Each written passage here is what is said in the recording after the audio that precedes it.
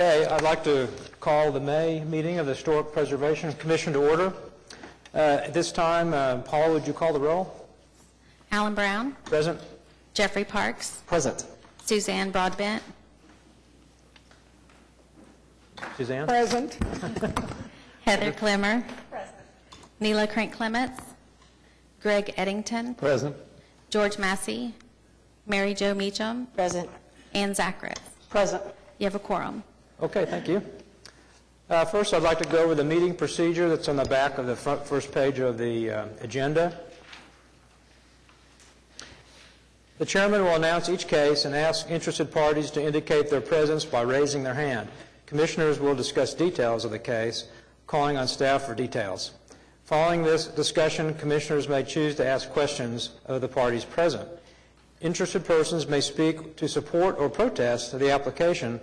The applicant will be entitled to one brief rebuttal. Interaction between applicant and protestants on the floor is not permitted. Persons speaking are asked to approach the center podium one at a time to introduce themselves by name and address, and if you would sign in, please, and to present their position as succinctly as possible. The Commission asks each speaker to limit his or her remarks to no more than 5 minutes. Following the public hearing on an application, the Commission will take one of the following actions. 1, approve the certificate of appropriateness. 2, continue the proposal. 3, deny the proposal with prejudice, which means the application may not be resubmitted for at least 1 year unless the Commission determines that circumstances have changed. Or 4, deny the proposal without prejudice, which means the applicant may reapply at any time. When an application has been approved and after a 10-day protest period has expired, the Historic Preservation Officer will mail the CA to the applicant. City construction permits cannot be issued until the CA has been issued. And then you contact HP staff for final design review inspection or to withdraw items that will not be completed. And finally, any person aggrieved by any decision granting or denying a CA may appeal to the Oklahoma City Board of Adjustment. All appeals shall be made within 10 days of the Commission decision by filing a written notice of appeal with the clerk of the Board of Adjustment. Okay. If you would also silence your cell phones, including the Commission. Let's go to item 2 then, from the Office of the Historic Preservation Officer. Katie? A couple of upcoming events this month. The State Historic Preservation Office will be providing workshops on a variety of their activities, including historic tax credits and National Register nominations, May 10th through 12th. And you can go to okhistory.org for more information on those, and those are open to the public. The June meeting of the Historic Preservation Commission will actually be held on May 31st rather than the regular June date, and that is to allow the Historic Preservation Commission to attend the statewide Historic Preservation Conference, June 7th through 9th. And conference registration is now open, and again, that's available to the public. There are continuing ed credits for architects and planners and I understand engineers as well. So lots of great opportunities. It's going to be a really fun conference, and it's here in Oklahoma City this year. Because the commission meeting was moved to May 31st, the deadline to apply for that meeting was yesterday. So that kind of throws our schedule off a little bit for the next month or so, but that is all I have. Okay, thank you. Item 3, acceptance of minutes of the previous meeting. Are there any comments or corrections to the minutes? Move to accept. Second. It's moved by Jeff Parks and seconded by Heather Clemmer. All in favor? Aye. Opposed? Okay, the minutes are accepted. Code enforcement report is our code enforcement officer here. Hello. Any questions for, what's your name? I'm Inspector Hubble, Code Enforcement, assigned to specialty districts. Okay, great. Well, welcome. And a quick rundown of the happenings in the HP district. On this list, there's 57 calls totaling. 12 of those were violation notices, which means they're brand new calls. There were 5 citations issued in that. I believe all of those were property maintenance. 11 calls were abated, or what we call closed. The prime majority of the calls were extended, which means we're working with the property owners either on a zoning violation or property maintenance issue to help them resolve the issues there. We allow them more time because ultimately the city's goal is to have the property owner resolve the issue and not just cite them and fine them for that. So Right. that's generally what happened, and if you have any questions, generally I can answer them. Okay. Are there any? On 1517 Northwest 37th Street in Putnam Heights, I noticed there's a third citation. That is in foreclosure, Bank of America. Do they ever respond? How does that? Well, unfortunately, I can't answer specific cases. What I can tell you, generally speaking, is that we do due diligence. If the property's in foreclosure, there's a couple different reasons. It could be a deceased individual, or it could be that they're turning the bank back, or turning the property back over to the bank. We have, through due diligence, cite whoever's listed as the property owner. And if they are obviously deceased, those cases, somebody can just go to the courts and say, here's the declaration of deceased, and nothing happens with the citation. Okay. Well, this is already in ownership by Bank of America. And so Well, we will cite the Bank of America. Does it ever help? Well, unfortunately, again, generally speaking, when you're talking about a giant conglomeration, a $1,000 citation from the city is not something that they're really that worried about. But we still, with due diligence, move forward as best we can. With property maintenances, we're kind of limited. We don't have other recourses like a dilapidator or something else where we can do liens or we can actually do physical action on the property. Our only recourse is to continue to write citations. Can you provide me a record of the citations, the dates, all that sort of thing for use if I want to contact Bank of America and try to get their attention? With that particular case? Yes. If I could get an email or something from you, I can Okay. try to get what information I can from you. Okay. And get it to you, yes. Right, thank you. What is the law on unoccupied residences? I mean, is it a maintenance issue or just? Well, if it's just a vacant building, they're still required to maintain it to the minimum standards. And so that's regardless of whether somebody's in it or not. And we will work a vacant building the same way. Where we've come into the issue with the vacant buildings is that a vacant building can be an unsecured building, which means if it's found to have open windows, open doors, broken windows, that sort of thing, then the unsecured process is different than a property maintenance. And that one is where we can actually take physical action on the property. On an unsecured, we would actually physically pay contractors to go there and close up whatever opening is found. Okay. And then you'd be a lien placed on the property for We the would cost. send a bill to the property owner. If that bill is not paid within 6 months, then we put a lien on the property. Okay. And next time there is action, whether it's sold or anything else, that lien would have to be paid. Yeah. Okay, thank you. I don't think everybody's real clear on how the process works. Same property on Northwest 37th Street.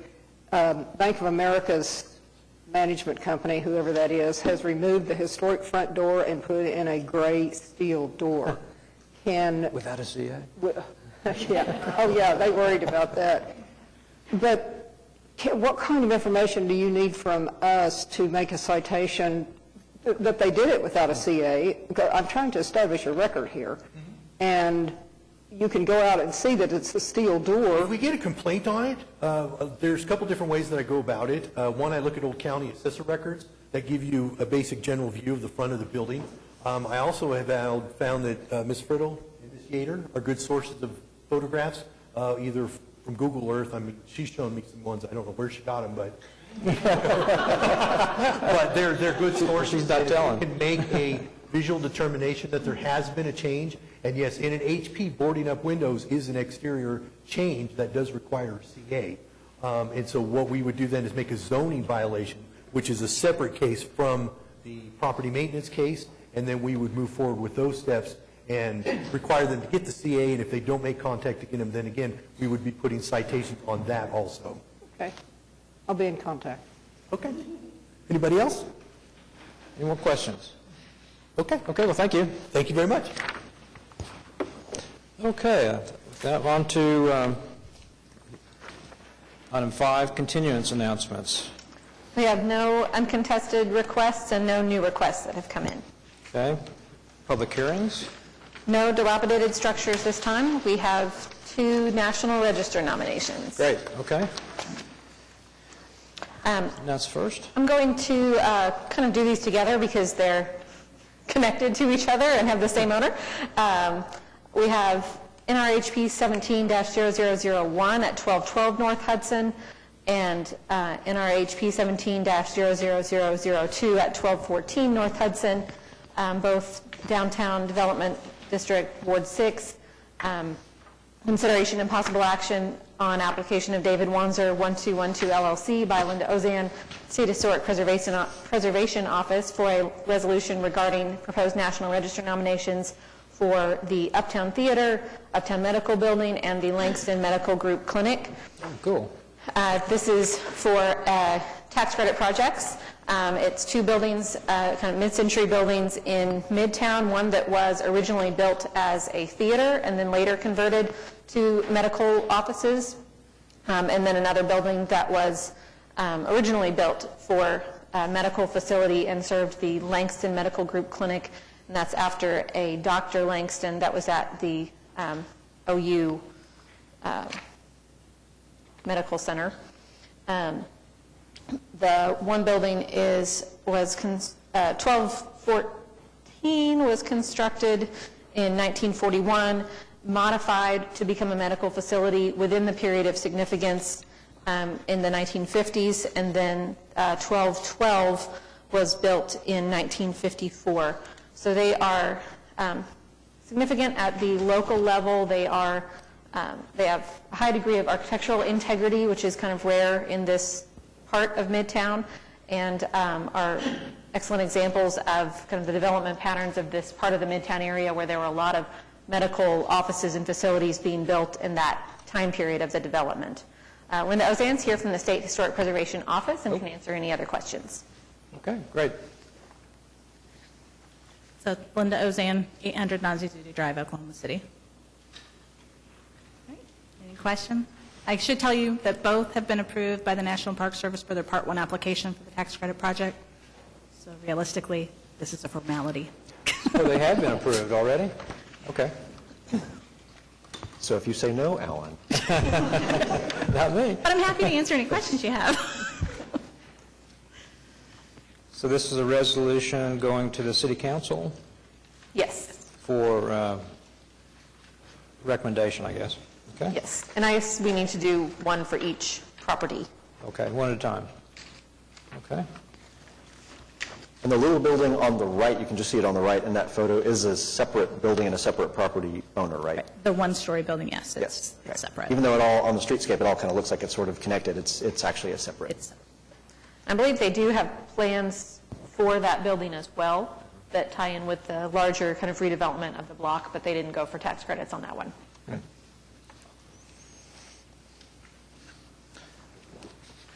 Okay.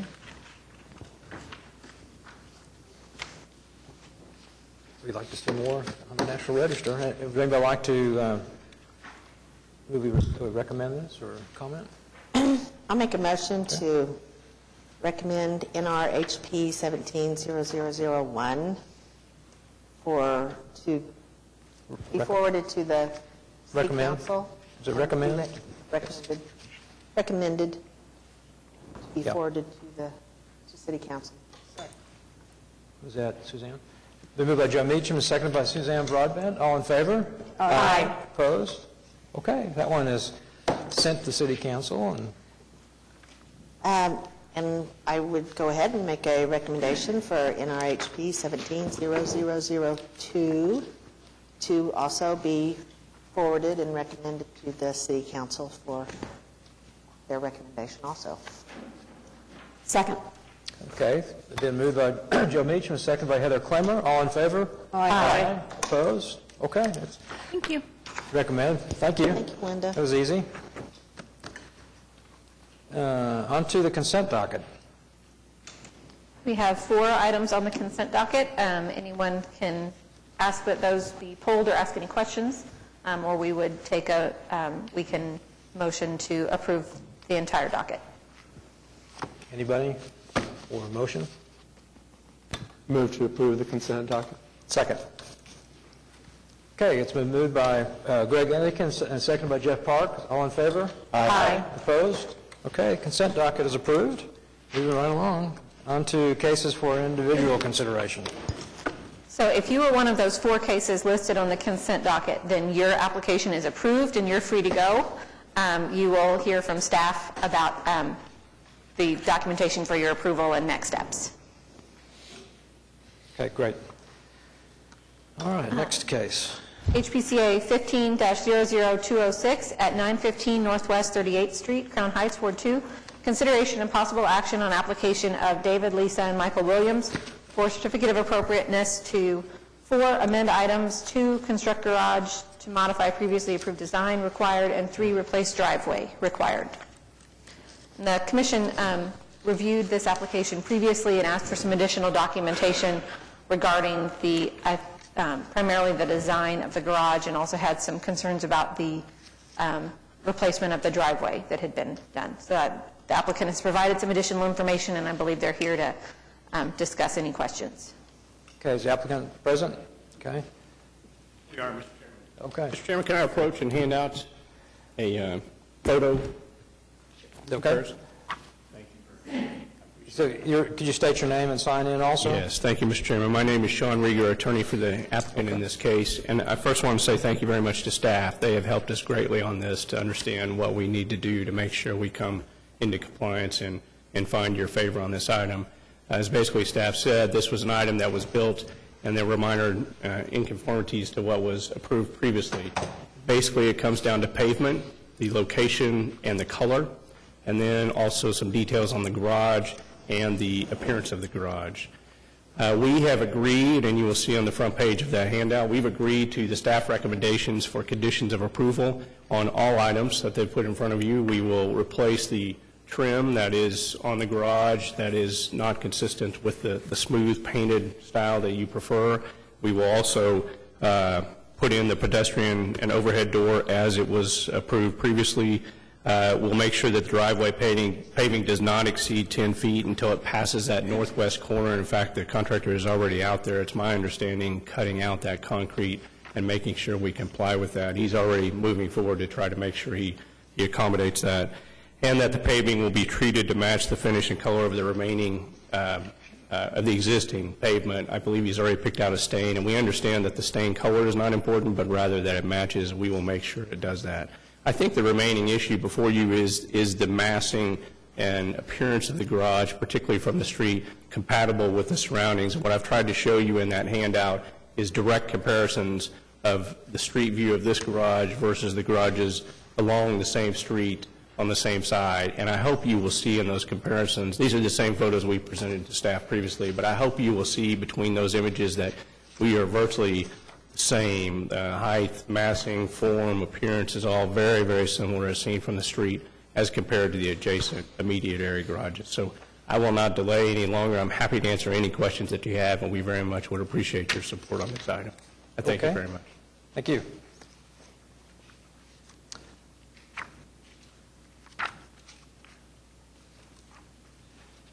So the first item was the doors submitted? Was? Yes, there's a previously approved door design. So that when the conditions that approved, it really means previously approved pedestrian and overhead garage door. Okay.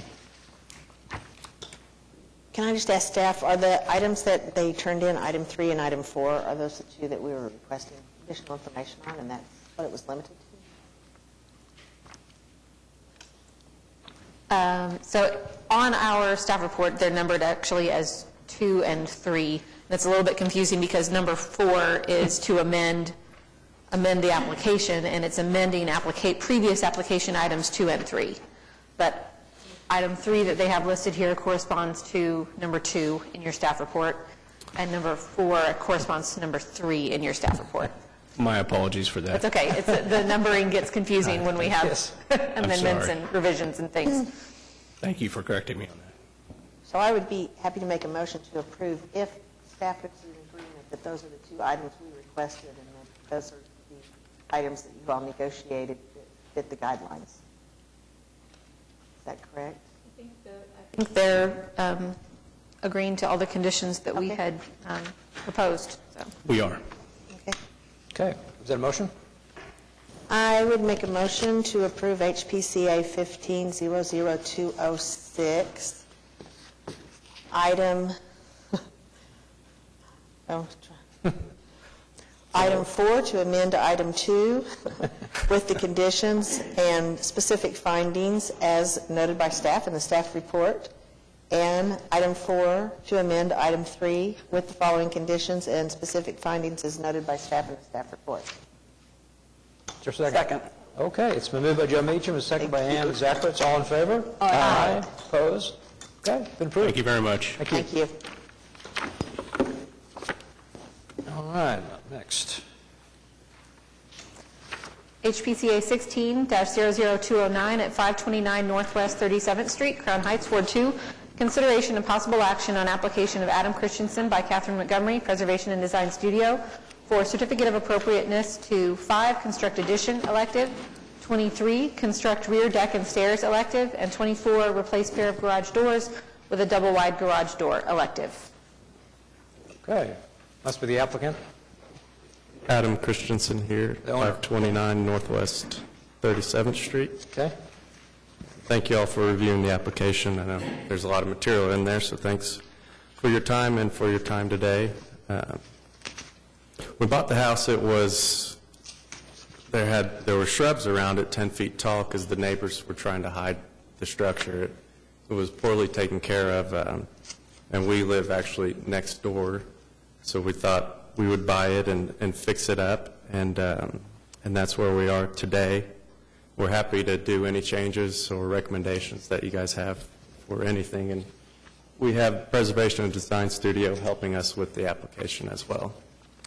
I think the main question we had off the staff report was the size of the addition, and I think a few months ago it was represented to us that the rules state that it has to be 50% of the existing square or footprint or 750 square feet, and we took that to mean, and I like to pretend that I'm a reasonable person, so they would do the same, that the footprint has to be limited to 750 square feet. So we designed it with that in mind and kept the footprint of it under 750 square feet.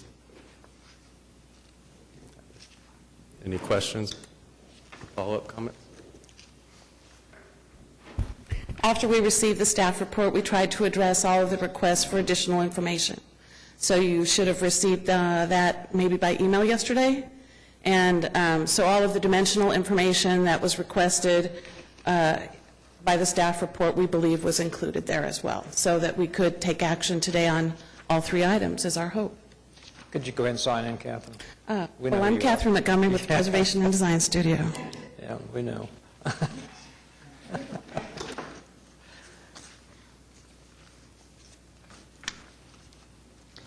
Could I go ahead and ask staff, did you receive all the information that was requested?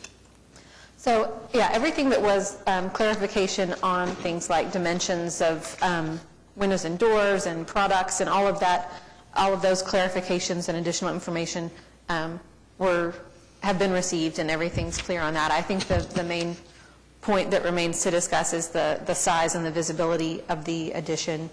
Could you just go ahead with the size? I think that, sounds like there's some confusion. I'm confused. So we have on several occasions had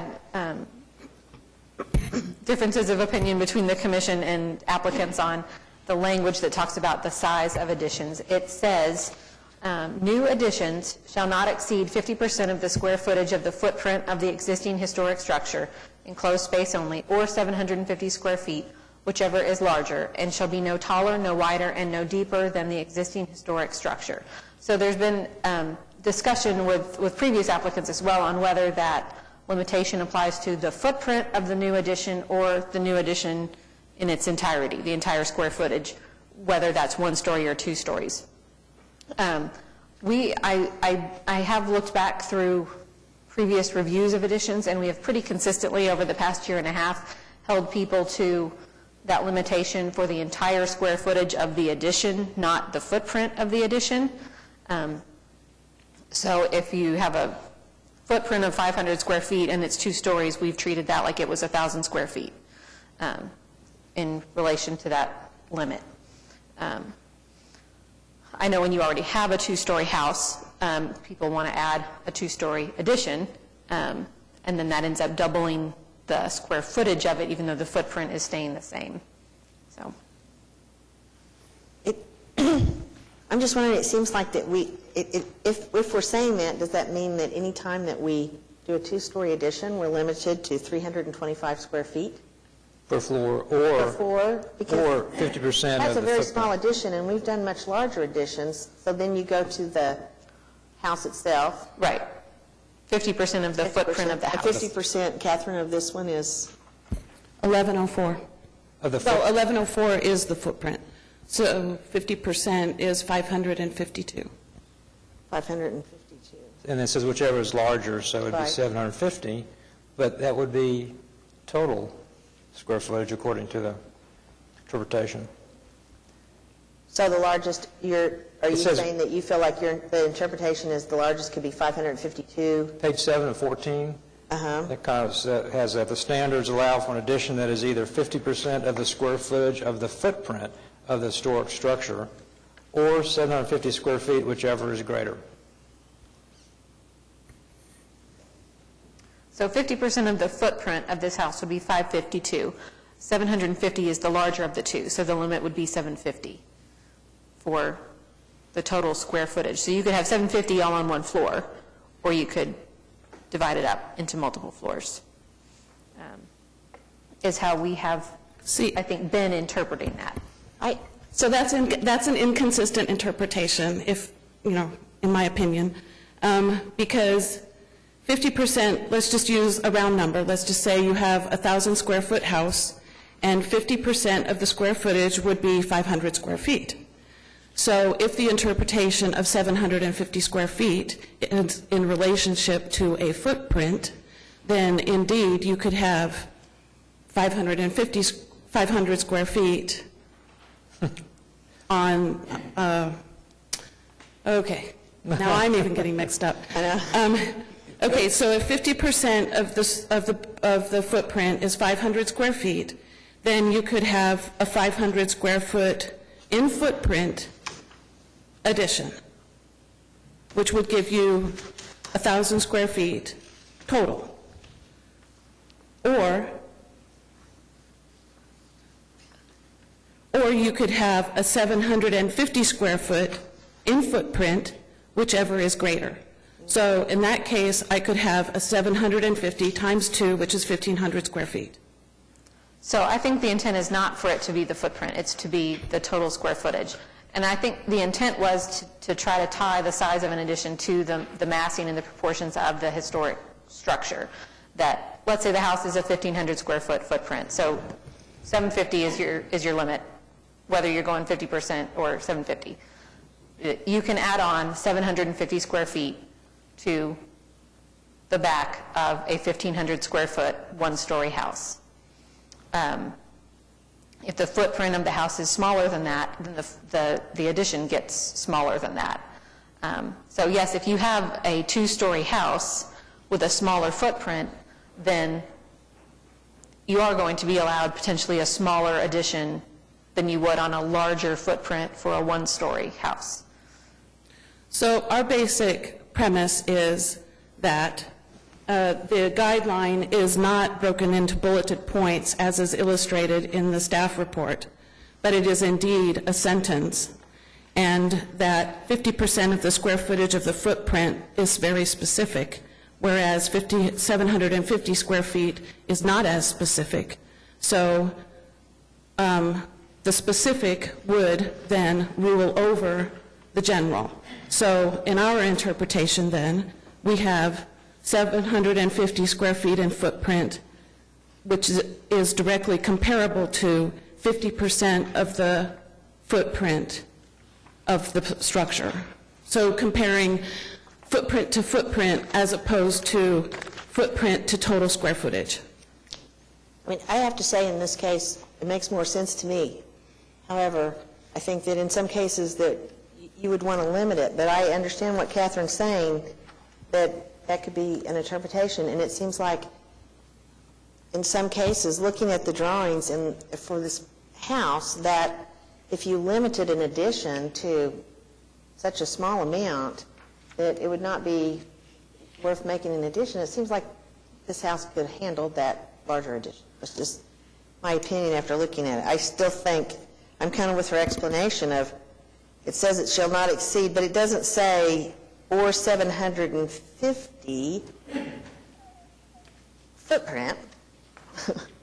To me, it implies, is there something that clarifies that? Because I still... To me, the thing that the predominant factor is that the language, the start of the guideline says new additions. It doesn't say the footprint of new additions.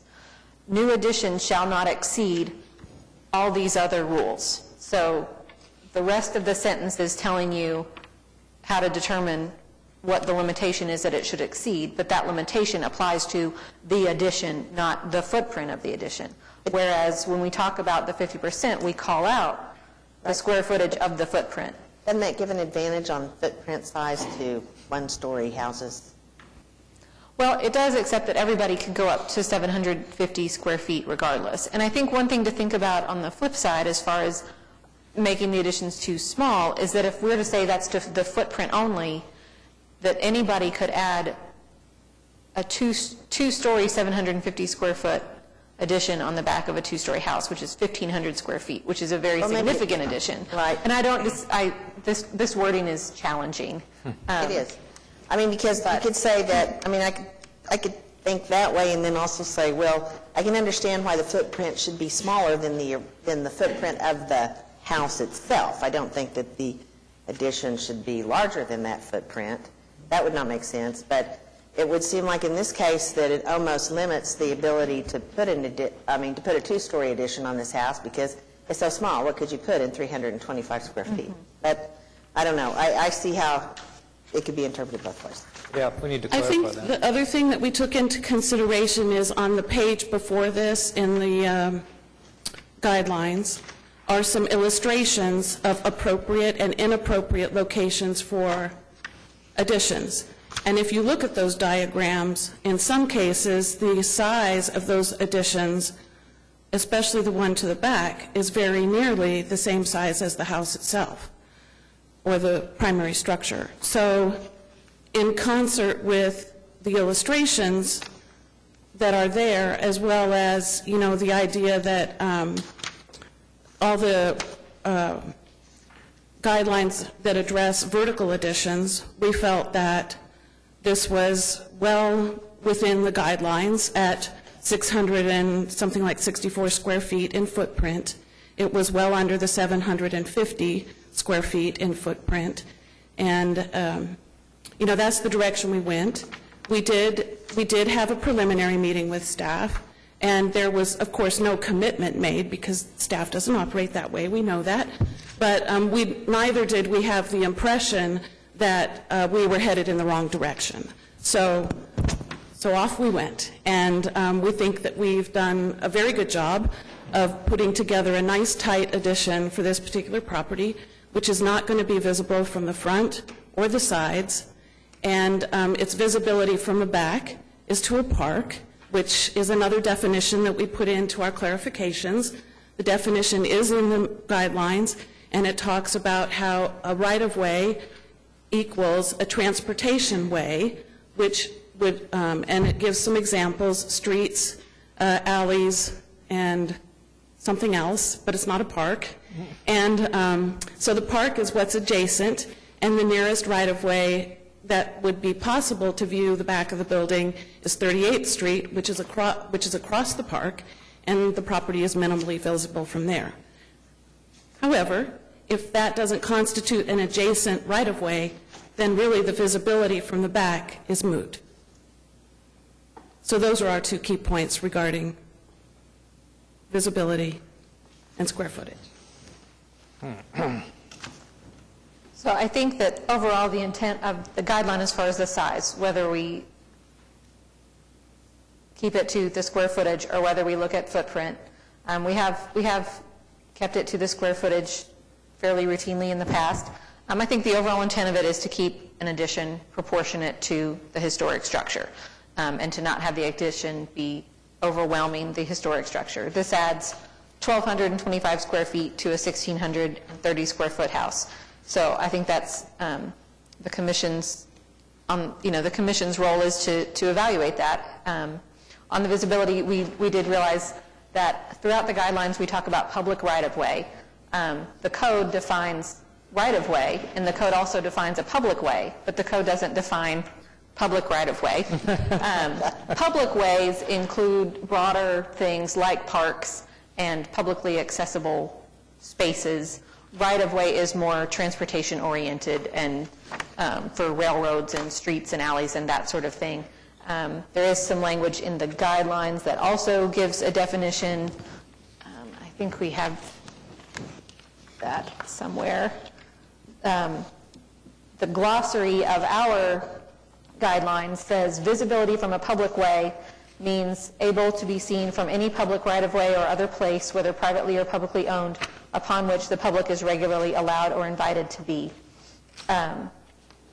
So regardless, all of them are getting at the visibility as experienced by the public from publicly accessible locations. I think we completely agree that there's a significant amount of landscaping that blocks the view of the rear of this house, whether you're looking from 38th Street on the opposite side of the park or whether you are in the park. But we did want to call out that as opposed to a house that backs up to another house, this backs up to a public park. So that is a consideration for the visibility. What's the rule on lot coverage, open space? I always forget what the actual 50% of the lot has to remain open space. I'm assuming you're well under that with. I just want to get into that because the lot's pretty small, actually. Usually if you have a full front yard. It probably, yeah, just looking at it, but it's a pretty much hit little, it. yeah, it's a little smaller. It's wider than normal. It's a little bit shorter, but probably, yeah, no problem. Well, the house sits pretty close to the street, but it's got a lot of real estate in back. Yeah.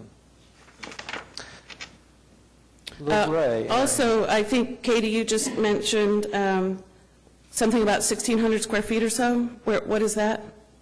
I had in here that the Page square 7. footage of the existing house was 1,630. Let's see where I saw that.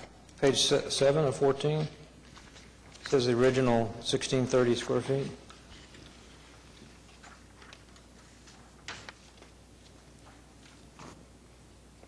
Under considerations. Oh, you have in your notes, Catherine, the total square footage of the existing structure is 2,201 square feet. Correct. And that counts the garage? That includes the garage. That's correct, because it's enclosed space and attached to the structure. 2201. One. So that makes the proportion a little bit better. I think it's kind of gray. What do you guys think? I mean, I think it's as far as following the guidelines, I took a close look at the project, and I feel like as far as the design, it follows the guidelines. We've questioned that before, the size thing. I don't feel like that we've resolved that sufficiently, and I don't know that I would want to stick with, in this case, be limited to 325 perhaps. This one, I think the design of the addition is, like Catherine said, it's very neatly tucked in the back and has, follows all of the other guidelines. I feel kind of positive towards this one. Just my thoughts. What do you guys think? I agree, actually, and it's We're not surprised. Really? Wow. no, really. I studied this and actually walked by the house and everything yesterday. And as far as the guideline, I don't think it's entirely clear. And I agree with what you were saying initially. It doesn't make a lot of sense to me that a one-story could go out 750 and a two-story, if it wants to just have a one-story extension, it could go out 750 but not go up. It just doesn't seem rational to me. And I also tend to agree with the other things you said. And as far as the visibility, the park is there, but, I mean, there's a ditch between the park and some distance between there also. I mean, I walk my dog by there every day, and I couldn't tell you what any of those houses look like. It's just, and there is vegetation. So They call yeah, it I a agree creek, not a ditch. Pardon me? I think they call it a creek or something, not a ditch. It's like a ditch to me. A creek. I kind of agree. This came up before, but it got down to a question of the historic structure versus the total structure because it had been expanded, so I remember that one. Yes, Edgemere we've also Park. had discussions about that before. That doesn't really come into play here, but we've had Yeah. issues where houses had been added onto multiple times, and Yeah, they were right. evaluating what actually constituted the historic structure. Right, that's what I remember. But this one's all historic, so. But it does almost double the size of what's No. there, though. It's 20, how much, 2,200?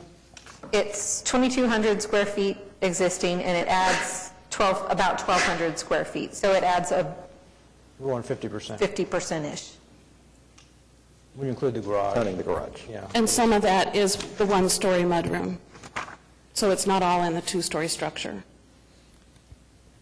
And some of this, I think, is, some plans just work out, and some plans have, are more difficult to work out. This one, when you just see the plan of the house, it does not, it seems kind of like it was naturally designed to be that size. I mean, some things, you can only go do this or that, and so the addition looks like it was stuck onto the back of a colonial house or something. This one, due to its original design, I think, the roof line and some other things, it just seemed to be a better fit for an addition. It could have been a different design, and we had one similar to this where we went back and forth, and there was a roof jutting up, and they just had the design of that original house led to a much more difficult, Yep.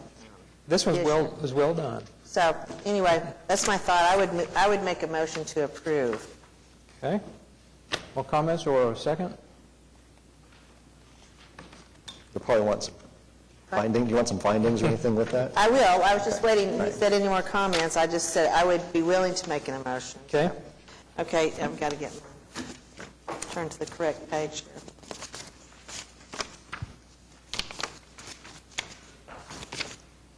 Because since it was not recommended by staff. Okay.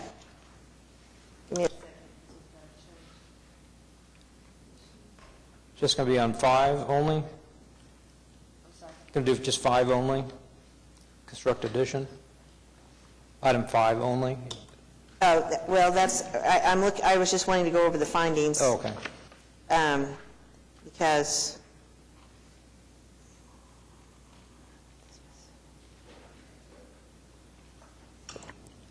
We did not discuss item 24. 24. And I think all of our concerns with the deck were addressed with the additional information that they submitted. Okay. 24 is to replace a pair of single garage doors with one double door at the garage, which is pretty much at the front of the house. So if the commission wanted to have any further discussion on that. Okay, let's talk about that real quick.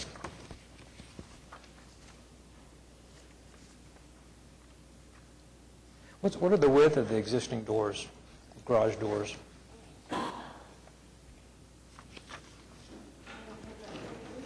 Seven and a half feet. Okay, it's smaller than, And the center post isn't, it's like probably a millimeter off the ground. It's not even touching the ground. It's probably not safe. those are smaller than a standard 8-foot. 7's passable. Right? Catherine, what is the final footage of the addition, the footprint of the addition? I don't want to misspeak, so give me a second Okay. here.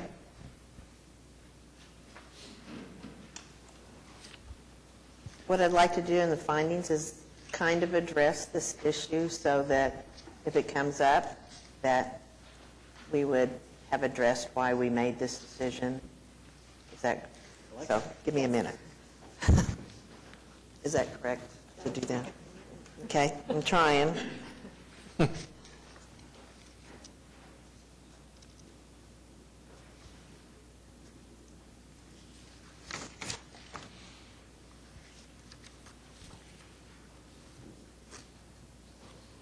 there any comments? I need comments on the door to finalize the motion. The door, the garage door? Yes.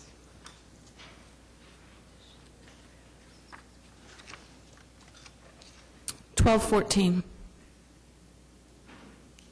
That's the total square footage.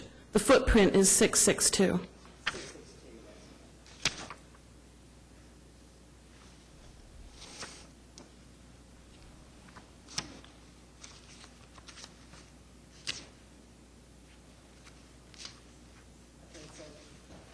What I'm planning on is just making a motion to approve with a specific finding, and then somehow I'm going to address this 662. Is there anything else that needs to be addressed in the motion? Okay, now, The visibility, are you going to address that in your findings or motion?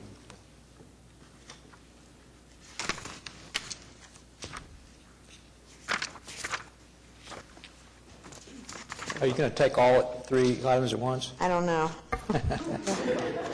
You are so pushy. Well, she's struggling. I'm not even sure the visibility is an issue, because what it says is that it has to be on the back of the property or preferably not visible. I'm in agreement there unless Katie feels more comfortable with us addressing that.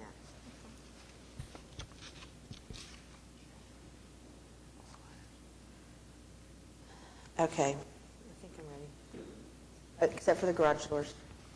Any objections? I'm going to approve all items.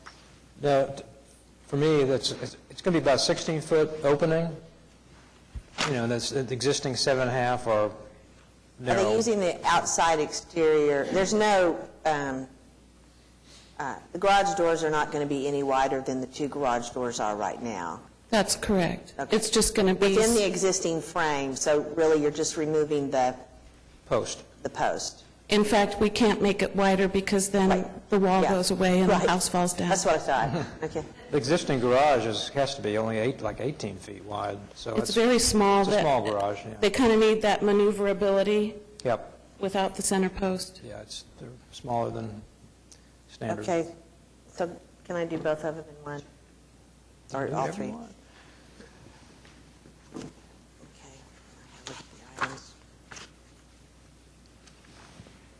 Okay, I make a motion to approve HPCA 16-00209, items 5, 23, and 24, with specific findings on item 5 to be that the footprint of the addition is 662 square feet, which does exceed the 50% of the square footage of the footprint of the existing historic structure, but is less than the 750 square feet, which in the guidelines says is the larger, and that number can be used. Is that correct? The new footprint is less than half of the... It's more than half, what, I'm sorry. You said that I think the addition footprint was Oh, more than half. oh, okay, It's so not. it does not exceed, oh, okay. Yeah. It doesn't, I'm sorry, I'll go over. It's Thank hard, you. all these numbers. I know it sounds,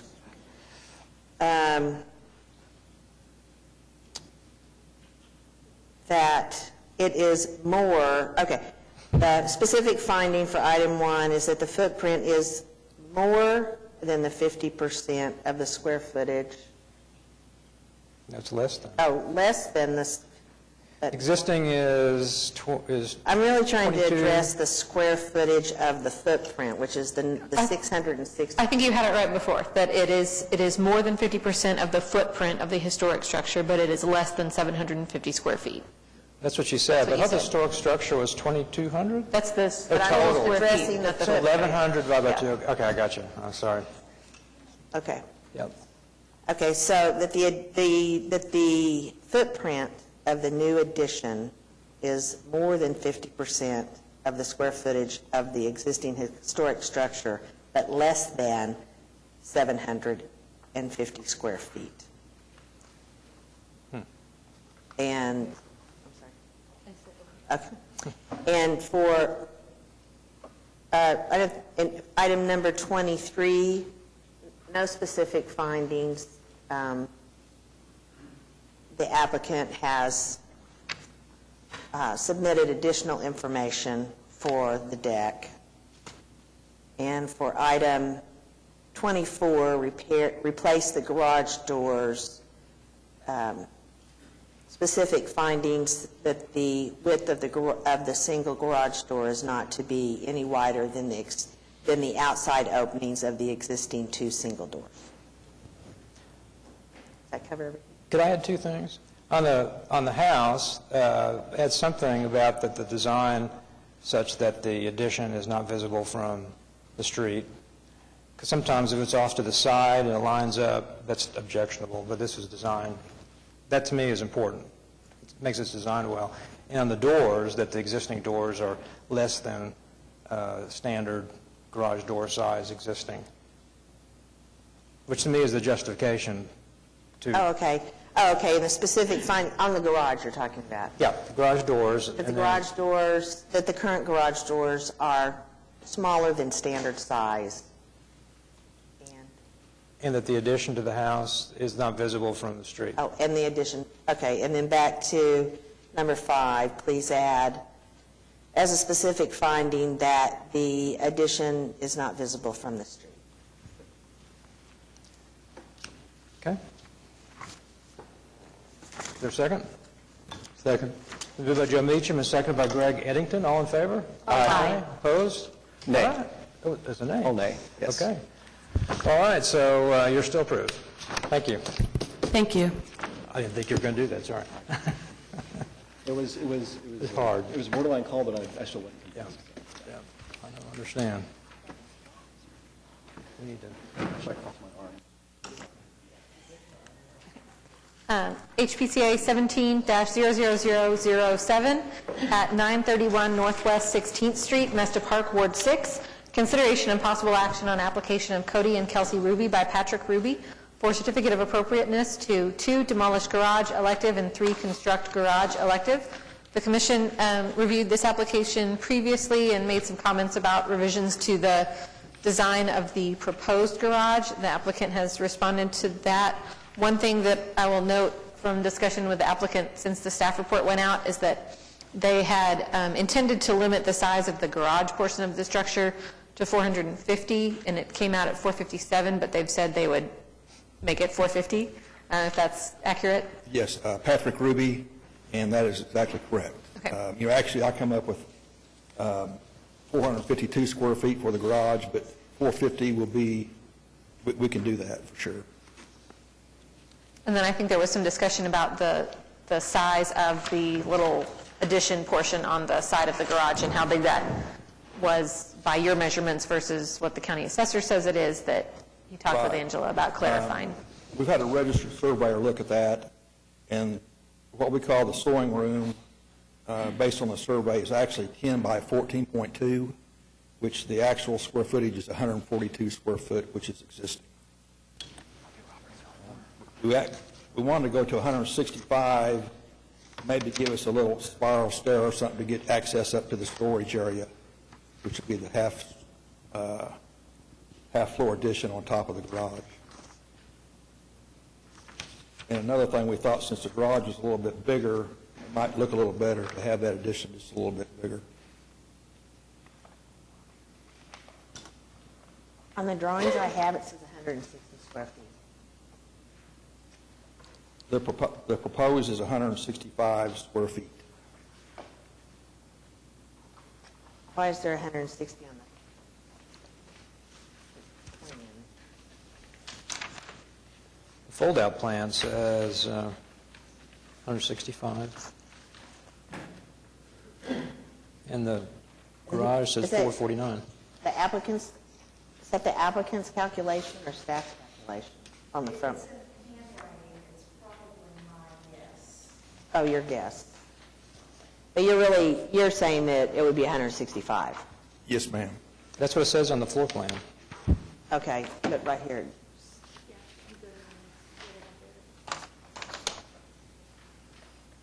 And it says the garage is 449. Okay.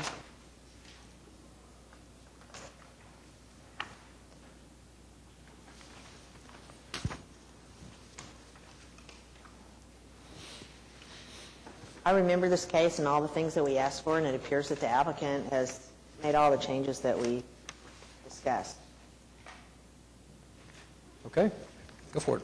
Therefore, based on that, I would like to make a motion to approve HPCA 17-00007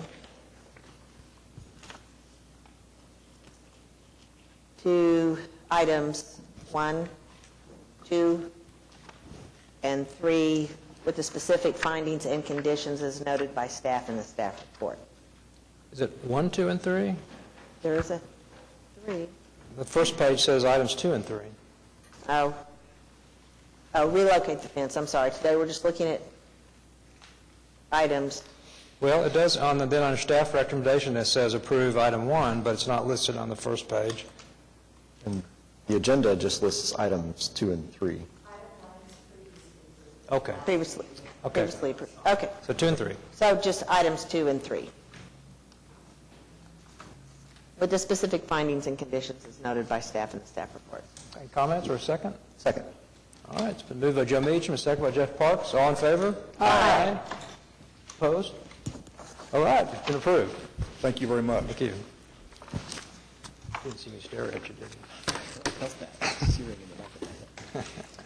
HPCA 17-00032 at 424 Northwest 16th Street, Heritage Hills, Ward 6. Consideration and possible action of Ross C. for certificate of appropriateness to 1, close pedestrian door at front of garage, elective; 2, enlarge overhead garage door openings and install new doors, elective; and 3, remove and reinstall brick at front of garage using mortar to match historic recipe, elective. This garage, as you'll see, has a pedestrian door between the 2 garage doors. Based on some of the details around the historic door, staff feels pretty confident that it may have been added later. It doesn't match the other openings on the garage, and the applicant has proposed to remove that so that they can enlarge the 2 garage door openings. My name is Ross C. I'm the owner of 424 Northwest 16th. Okay. Any questions?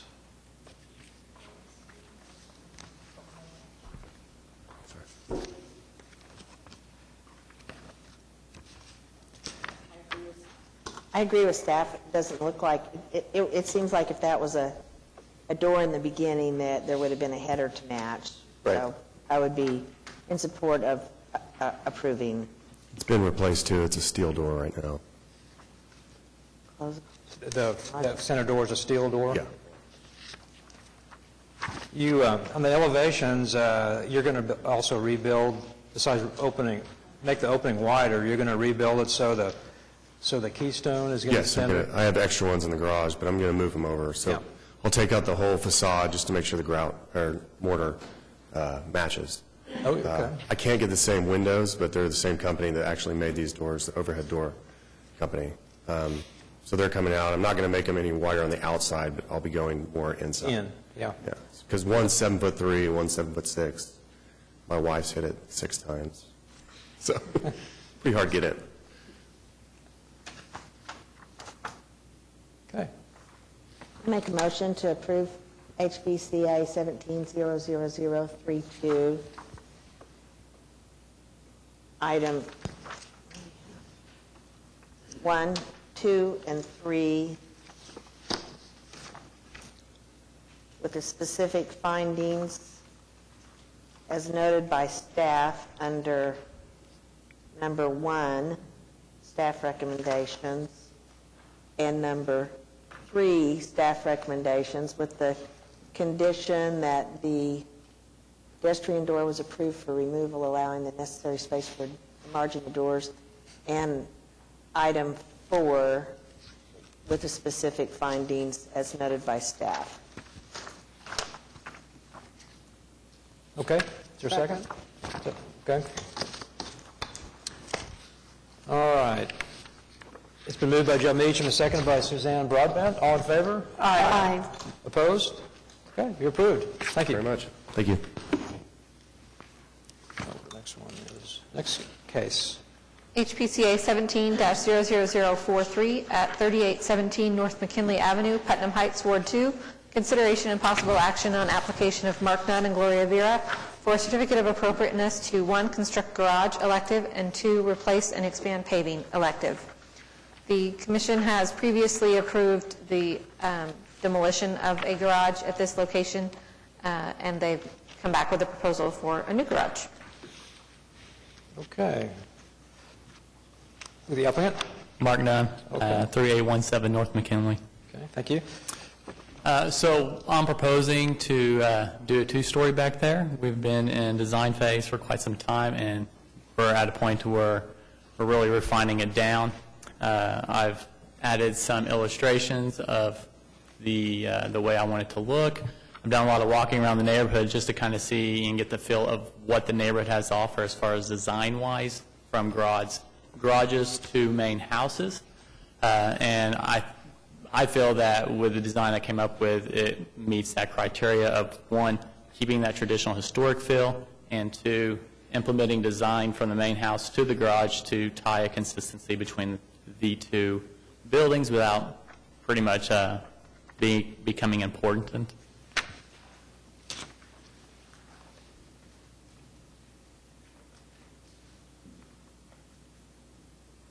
And I also want to say I took account to our neighbors too. I feel theirs is really important too, and I don't want to how do you say it, compete with them too much. So that was taken into account as well. I'm curious, the 18-foot wide garage door you're proposing? Yes. It looks like 2 garage doors. Is there? It would be a wood veneer on top of it that makes it have the appearance that it's a 2-car garage, but it is a single car. I haven't seen that quite like that.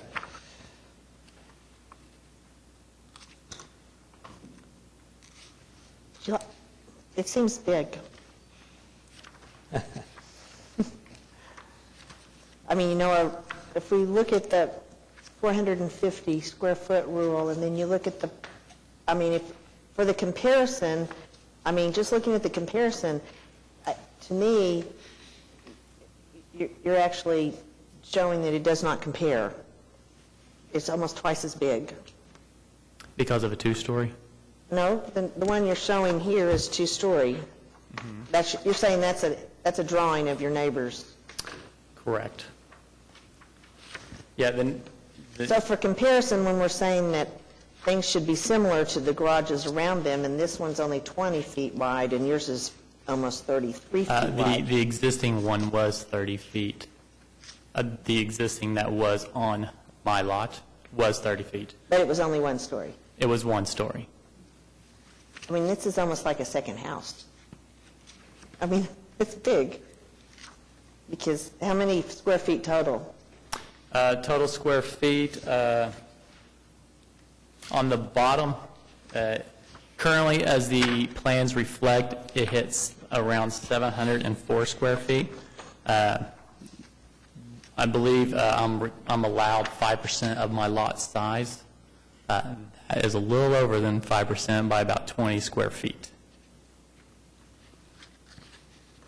Katie, is that But the footprint rule there? 5%? Right, the 450 or 5% of the lot applies to the footprint for garages. whichever one is bigger. Okay, so it would definitely have to stay under the 5%. Yeah, I totally agree, and that was information I got from the staff. I just didn't have to make time to make the changes, which I have the drawing which would reflect it, which I'm sure will go into the next meeting with y'all guys. So what was that number for the lot coverage? 5%. So what is that? 680 would be the 5% of my lot size. Or 450, okay. And yours is, I was reading, sorry. Yours footprint is right now? It's at around 704. Okay. So 24. Okay. Yeah, because the first square footage I based it off of was from sheetrock and not from footprint size, from face of sheetrock. So Interior type? And yes. Okay. Yes, sir. Can I ask a question? Yes. First of all, thank you, Mark, for all the hard work you've done on the property. It's 2 blocks north of me, and I've watched it for years, and we do appreciate it. Thank you. I do struggle with this garage, no. and I walk around Putnam Heights all the time, too, and I know the garages that you've shown are substantial garages. They are attached to very substantial, not attached, but in the lots with very substantial houses. And I can't place my hands right now on what is the square footage of your house? Do you happen to recall that in the footprint of it? You know, if I told you, I'd be guessing. And I don't want to do that. Okay, it may be in here, and I just can't put my hands on it. But, yeah, I am struggling with this because I can visualize the McCrory's garage next door, which I believe you've correctly on page 8 of 37. I do think that's a to-scale comparison. It is pretty imposing, the garage you're proposing. What is the purpose of a second story in that garage? Do you have ideas for why you need that? My man cave was taken over. I'm sorry? My man cave was taken over. Oh. Yeah, well, I might say that really the addition we're most proud of in Putnam Heights that you've added is the little one that was running around the front yard the other day. Thank you. It's a doll. But, so I understand that family has expanded, the house has not. I believe you had something in here showing a proposed house with the garage or something on the lot. Maybe I just imagined it because I'm so familiar with the property.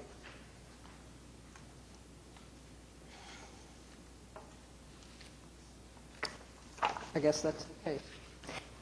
I am struggling with it, Mark. You said that you had some drawings. If you went to down to the 680, Yes. what would the width of the front be then? You know, I probably should have printed those off for you guys to give you a specific number, but I think it takes way around a foot or 11 inches on the side, and maybe around 6 inches off the back.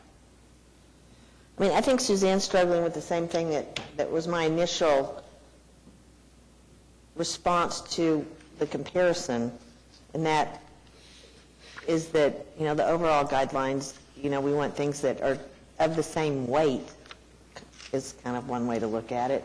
And it just seems like I think what Suzanne's saying too is, looks like it's really dominating the other garage. And they're going to be right like that too. Correct, but if you look at what you can actually see from the street, you're not going to see a lot of it. You're only going to see basically the same amount you see of the other garage. It's true.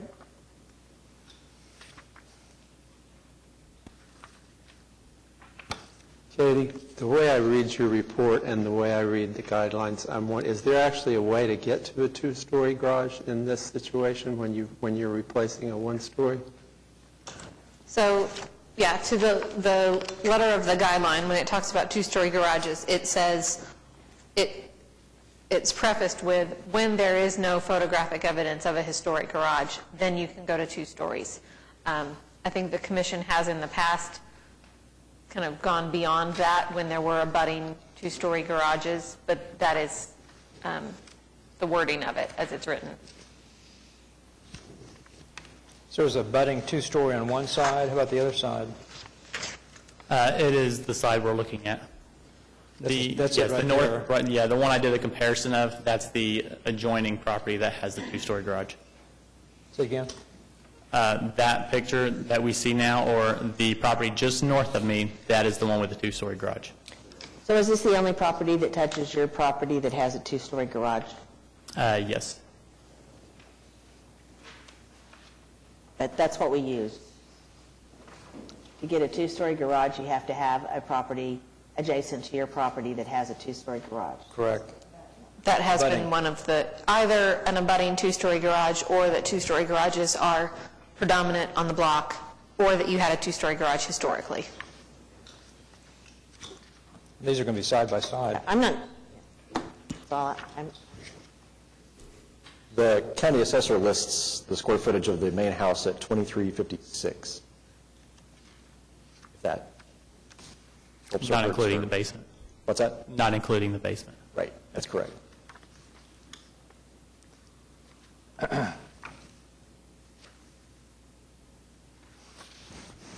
Well, to me, the footprint is very similar to the existing garage. The massing is very similar to the garage right next to it. So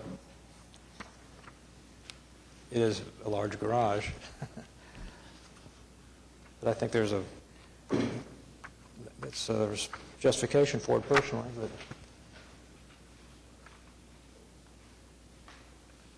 Well, I will add this.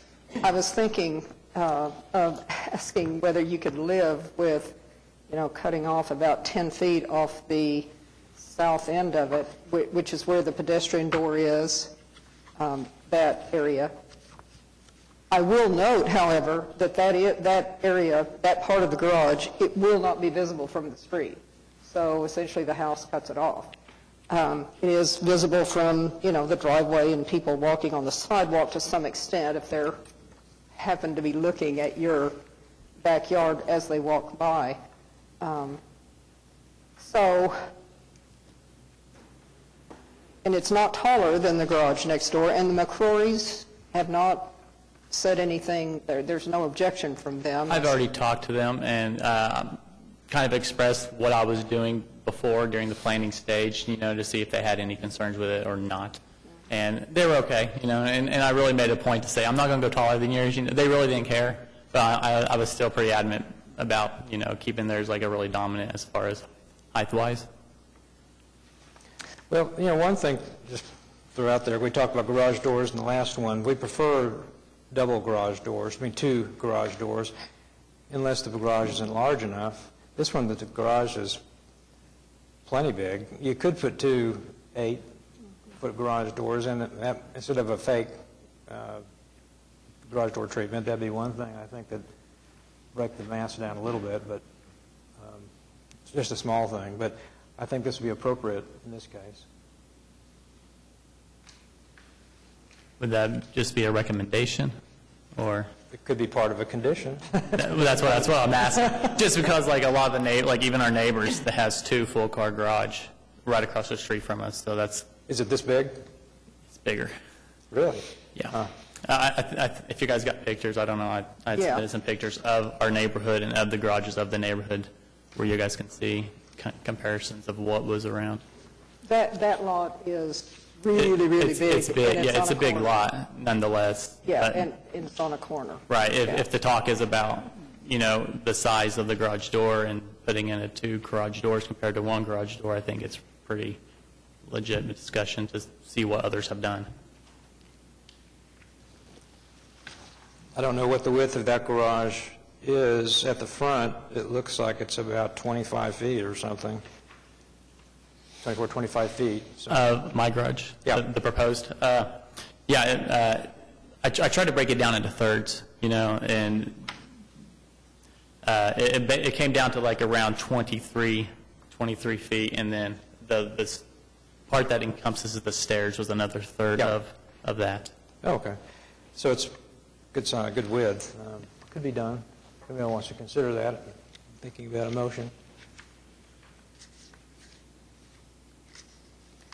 The garage across the street that has the one garage door that's rather massive is on page 31.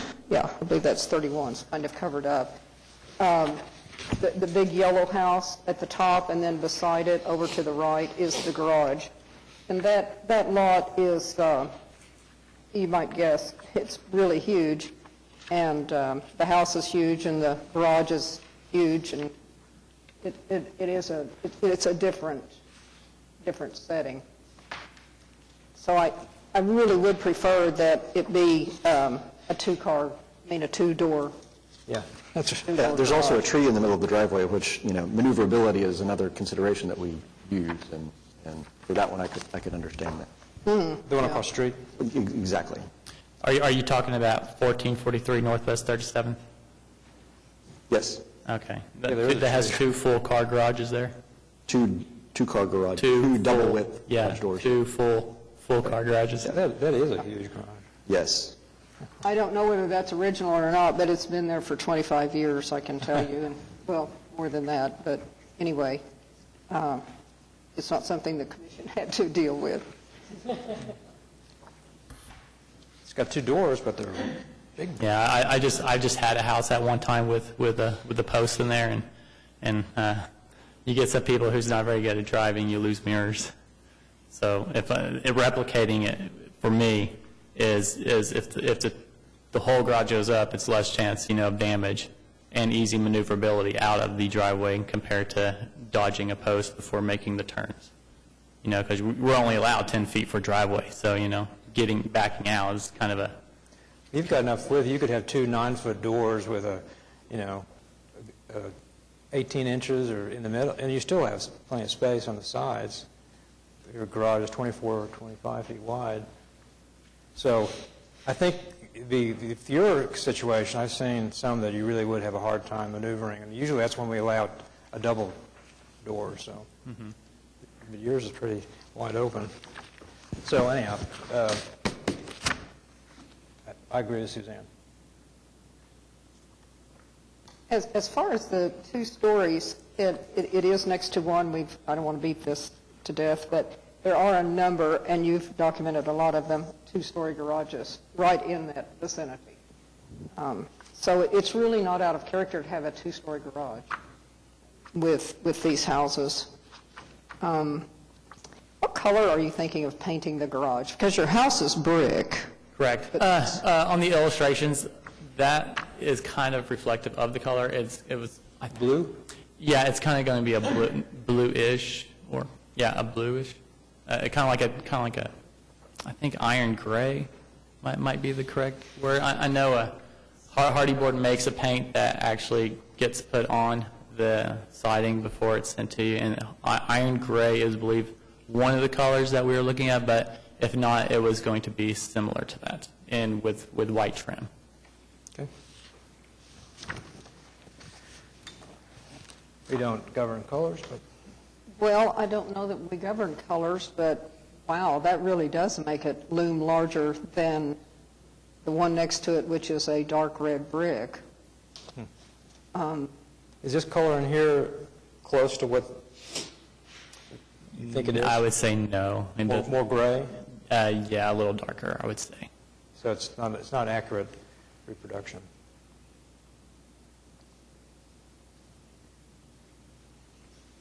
I think if we went white, we pop. We'd really stand out, but.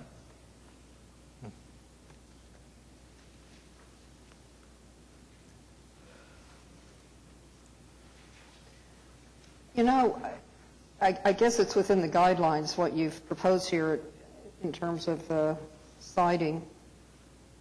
It would fit in better if you made it brick, but I know that raises the cost quite a bit.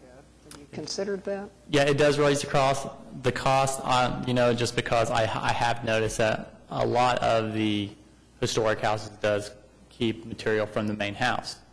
I think original designs I've submitted, they didn't have brick. We always stayed with siding just because, in the guidelines it says lesser material. And that's one way I chose not to compete with the main house, is by going with a lesser material, but still keep the same design to tie the 2 together.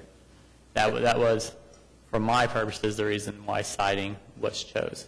And because the original one was siding, and, I was like, okay, well, let's just stay with siding and try to make it look really pretty and make it work.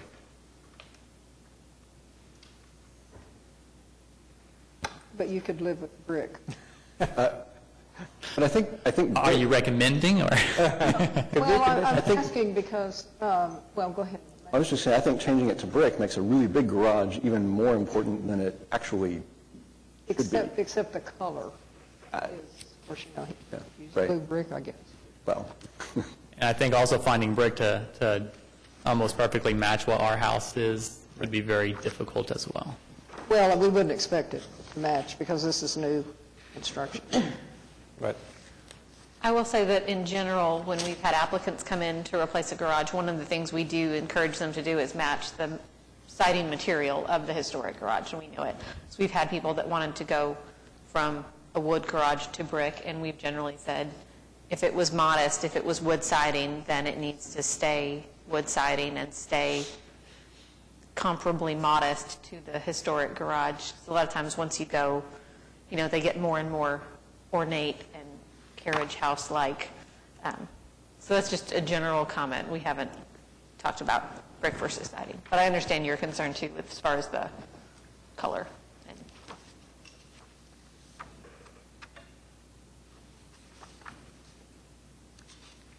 I'm just curious, you said the ones in the neighborhood are mostly, well, no, you didn't. You said that they were two-story garages are common in the neighborhood. Are they mostly brick, or are they other things also? Well, the Marcus presented some very good examples. The one next door to it is brick. That is 3825 North McKinley, and that's on page 30 of these pictures. The one across the street is siding, I believe, but then so is that house, the big yellow house. The Putnam house, which is on page 32, is also siding, and so is the garage. But then we look at 1535 Northwest 38th, which is just two houses down, but across the street from Mark's house, and it is brick, and as is the main house. Then 3721 North McKinley, that garage matches the house a lot. It's brick on the bottom and the wood on the top, still keeps the Tudor style. And then the house at 3703 North McKinley, which is at the south end of, well, it's the next block down from Mark's house, is a brick garage. Let's see, we're looking here now at 3605. Yeah, that's also a brick garage with wood on top to kind of go with the Tudor style of the house. Now, the one at 1435 Northwest 35th, that is a new garage, relatively new, that the commission approved about, 7, 8 years ago. And it is siding, but so is the house. So you're saying most garages match the material of the house, main house? Well, yeah. That's what I picked up. I think they do, but I think a lot of times there's a wood garage with a wood house. With a brick house. There's usually not the other way around. Not the other way around, but I think it's pretty common in all of our neighborhoods that there's two-story clapboard-sided garages behind large brick houses. I have to say with this one, they're like your two houses are like they're set, brick, siding. It seemed like brick would finish it, be more appropriate in the setting. This setting. We're also supposed to, be able to differentiate to some degree. Yeah, it's true. two, so. That's true. I'm just thinking of the two houses and appearance. Is it the color that you're more concerned about? Well, the size of the garage concerns me. If the color is light compared with all the other houses and garages along here, including Mark's, it's really going to loom larger. And actually, I do think most of the garages in Putnam Heights, just running down the streets, the garages tend to not match the houses necessarily, but they stay with the same material. I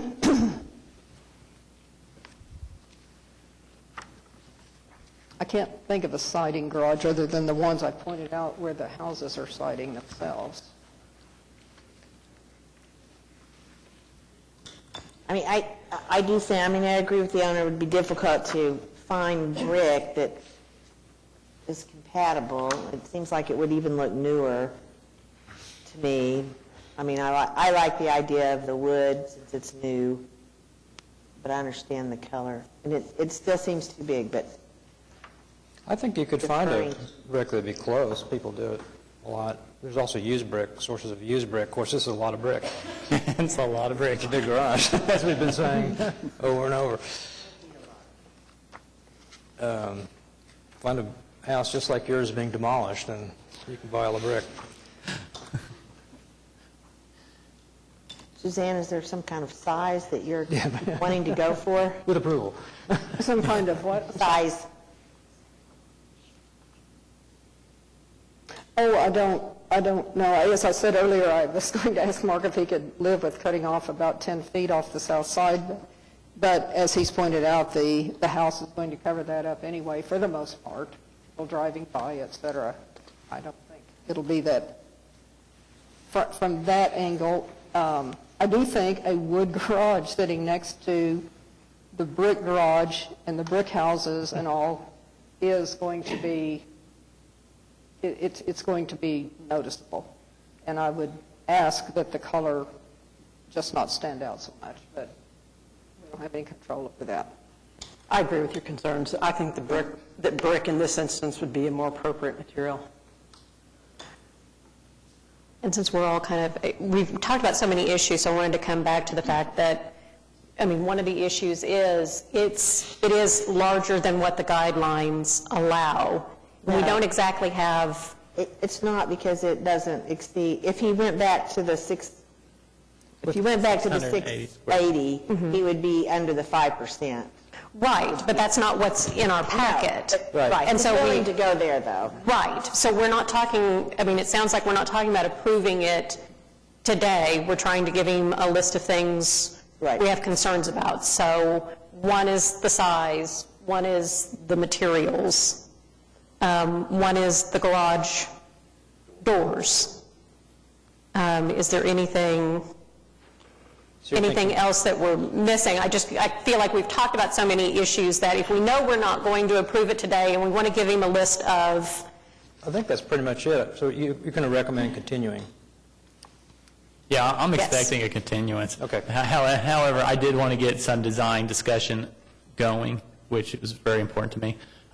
And just to kind of talk about the garage door again, if we are looking about deducing the size down to 680 and we end up coming out with a 16-foot garage door, at that point, are we okay with a full garage door? You know, it doesn't sound like you're going to reduce it very much, though, just like a foot. I know, but I'm asking if the garage door does get reduced to 16 foot. If the garage is still 24 feet wide, I think you could go with 2. If it gets down 22 feet or something, it starts getting, remember your diagrams? Yeah, 22 feet, 2 garage doors are tight. So depends on the width of the garage, basically. Of the structure? The actual garage space where the openings are. Okay. So it's 24 feet, 2 doors would fit. 22 feet, probably not as well. Okay, thank you. Correct?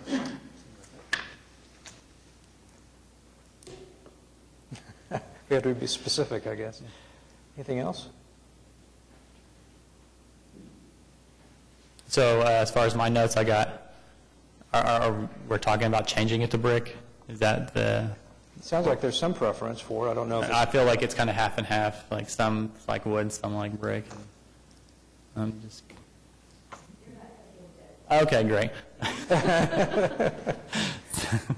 So most likely if I propose wood again with a shorter version, we'll talk about it again and see what happens, I guess. So we would be continuing to July because... Yep, July 5th. Yeah. Okay. Well, I'll move to continue HPCA 17-00043, items 1 and 2, to the July commission meeting. Second.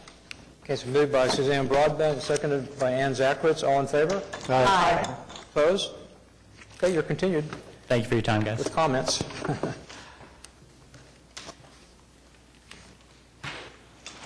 HPCA 17-00046 at 234 Northwest 32nd Street, Edgemere Park, Ward 2.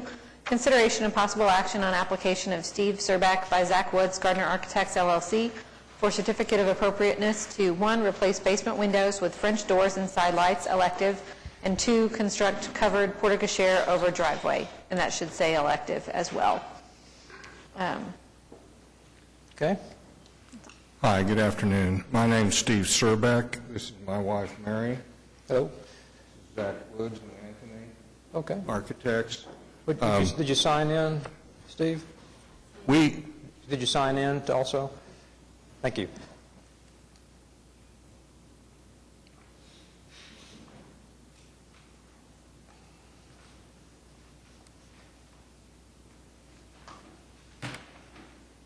you probably hear this a lot, but our property is very unique. It has some problems. We're aging in place, and I want to say, first of all, that we appreciate the work the staff has done on this report. It caused me to look at our property again. We're on a slope, and our house is situated against the east property line, and it's set way back. The front of our house is almost behind the back of the house on the west, and is maybe 20 feet behind the front of the house on our east. The house deals with the slope by having a walkout basement. It used to be 2 garage bays. The garage bays have been taken out and have banks of windows. We want to put in 2 French doors there, removing the infill brick, but not changing the width of the openings, because we need access to our house. There are 12 steps up to the front door from where we park our cars.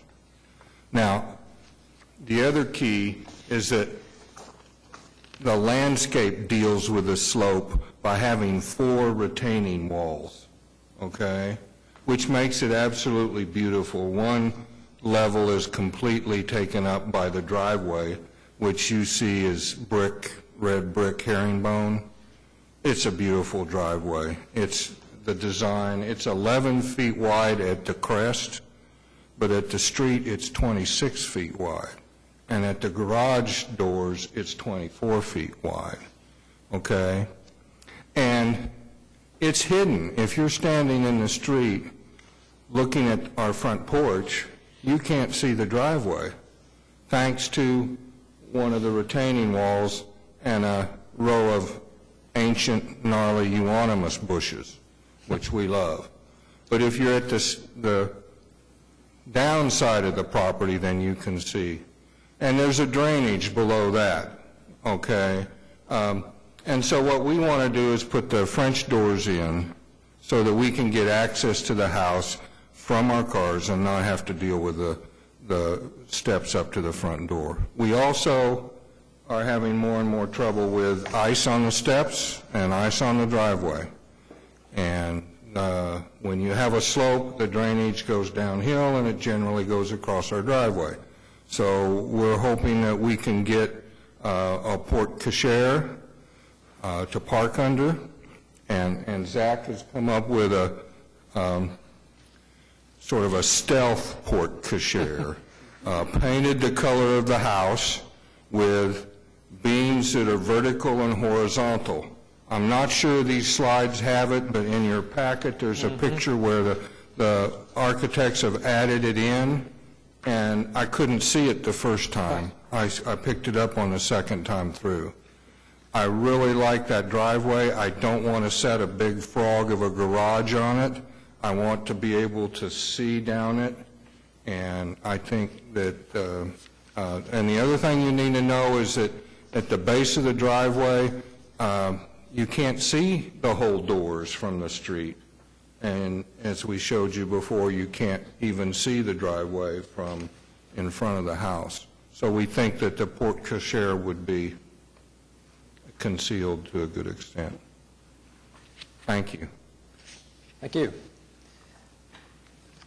And I agree, you cannot see the front of the house hardly from the street. Since I live in Edgewood Park, too. I think there are a very limited number of circumstances we would, consider a thing like this on the front, especially on the front of a house. But I think staff lays out some really compelling, unique circumstances and description in their report for this. Well, Mr. Surbeck, yes, sorry. I want to compliment you on your efforts to make these houses compatible with aging in place. I think that's an issue that the commission is going to have to deal with a whole lot in the future, because a lot of us, pardon me, do like our neighborhoods and want to make our houses compatible. And the National Association of Home Builders has given us a lot of good ideas to work with. And I noticed that when I read this, I didn't see aging in place, but I gathered that that's what you were trying to do, and you're trying to make access to the rest of your house as unobtrusive as possible, and it appears to me that you've accomplished it. Well, the porte cochere is still behind both houses, the front lines of both houses. So we really want to try to make it work. And as I said, it's a unique property, and it's had to adjust to a lot of stuff, and I think it will hide a good portion of the porte cochere. There's a couple of things would note that the existing windows and the openings are not original, for one. So taking out that plus the lower sill is not original. The carport or porte cochere is not attached to the house, so it could be removed at some point. And we've done that in other cases. Remember, we approved a ramp that was able to be removed in the future. So as long as you're not modifying the historic part of the house, it makes it more, acceptable. So, and it is very unobtrusive, the design, very unobtrusive. I move to approve HPCA 17-00046 with the specific findings and unique circumstances in Section E of the staff report. Second. Okay, it's moved by Greg Eddington, a second by Heather Clemmer. All in favor? Aye. Opposed? Okay, approved. Thank you. Thank you. Thank you.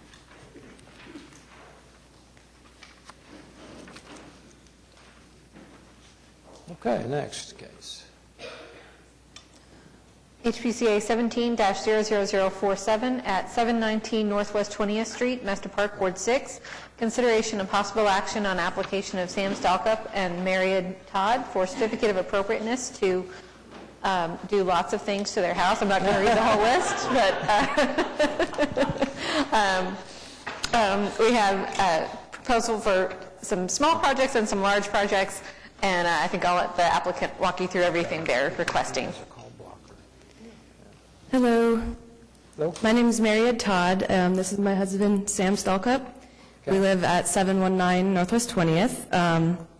My husband bought the home in 2005. It was flipped back then, and it still, has a lot of the features inside the house from when it was flipped. So we really like the neighborhood. We want to stay in the neighborhood, and so we would like to expand the attic space to include living space so that we could put in like a master bedroom and maybe a bathroom and as much as we can get. And we've toured a lot of homes in the neighborhood and noticed that that's something that's been happening lately.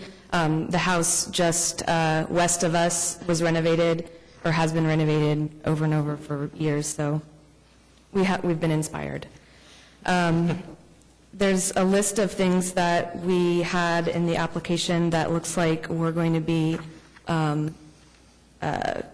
suggested approval. So I won't go over those unless anybody has questions. The bigger issues for us are adding some space in the attic so that we can make it livable. And one way to do that, or several ways to do that for us, we thought was to add some dormers. 2 on either side of the house, that would just be regular hip dormers. Those would be exactly in the center of the home. And then we've requested to have 2 shed dormers added on either side that would hide behind those hip dormers. Also in the application is a request for a front dormer, which we have proof of. We still have the window, actually, so we're hoping to restore that and include it in the renovation. And then another big part of adding space to the attic would be to extend the peak of the roof line back and make the back of the house like a flat gable dormer with windows. So it's kind of a lot that we're asking for the roof, but we feel that from the primary surface of the home, you can't actually see the dormers. We've included a 3D drawing in our application that you can find, excuse me, it's on page... It's 28 of 53? I'm sorry? Oh, yeah, it's actually on page 22. And that's the page that we've included. The staff report, it's 23 of 53. So this is a 3D drawing of an angle from the street, and you can see that you can't see the dormers on either side. This is the straight, basically the straight facing view of the home. We've also included some views from the side, and I've also included some images from Google Images where you can see either side of the home, and it's because of the trees, it's pretty hard to tell that there would be anything added, we believe. The drawings that we've proposed, we feel are very modest and historic in style, and are discreet and appropriate in scale to the size of the home. And we found, in the guidelines that it states that dormers are acceptable if they're not on the primary facing side of the house. Which you're adding a dormer on the primary side of the house. Do you have you said it's an historic location, and there's a window that's you show? For the front dormer, yes. All of that was included in the part of the staff report that was considered to be accepted or approved, but that would be... Okay, that one was approved? Okay, there it is. Item 6. Yes. Right. So we have images from of the actual window that we have, and then there's also an image of the interior of the attic where you can see that the kind of wood doesn't match up where it used to be.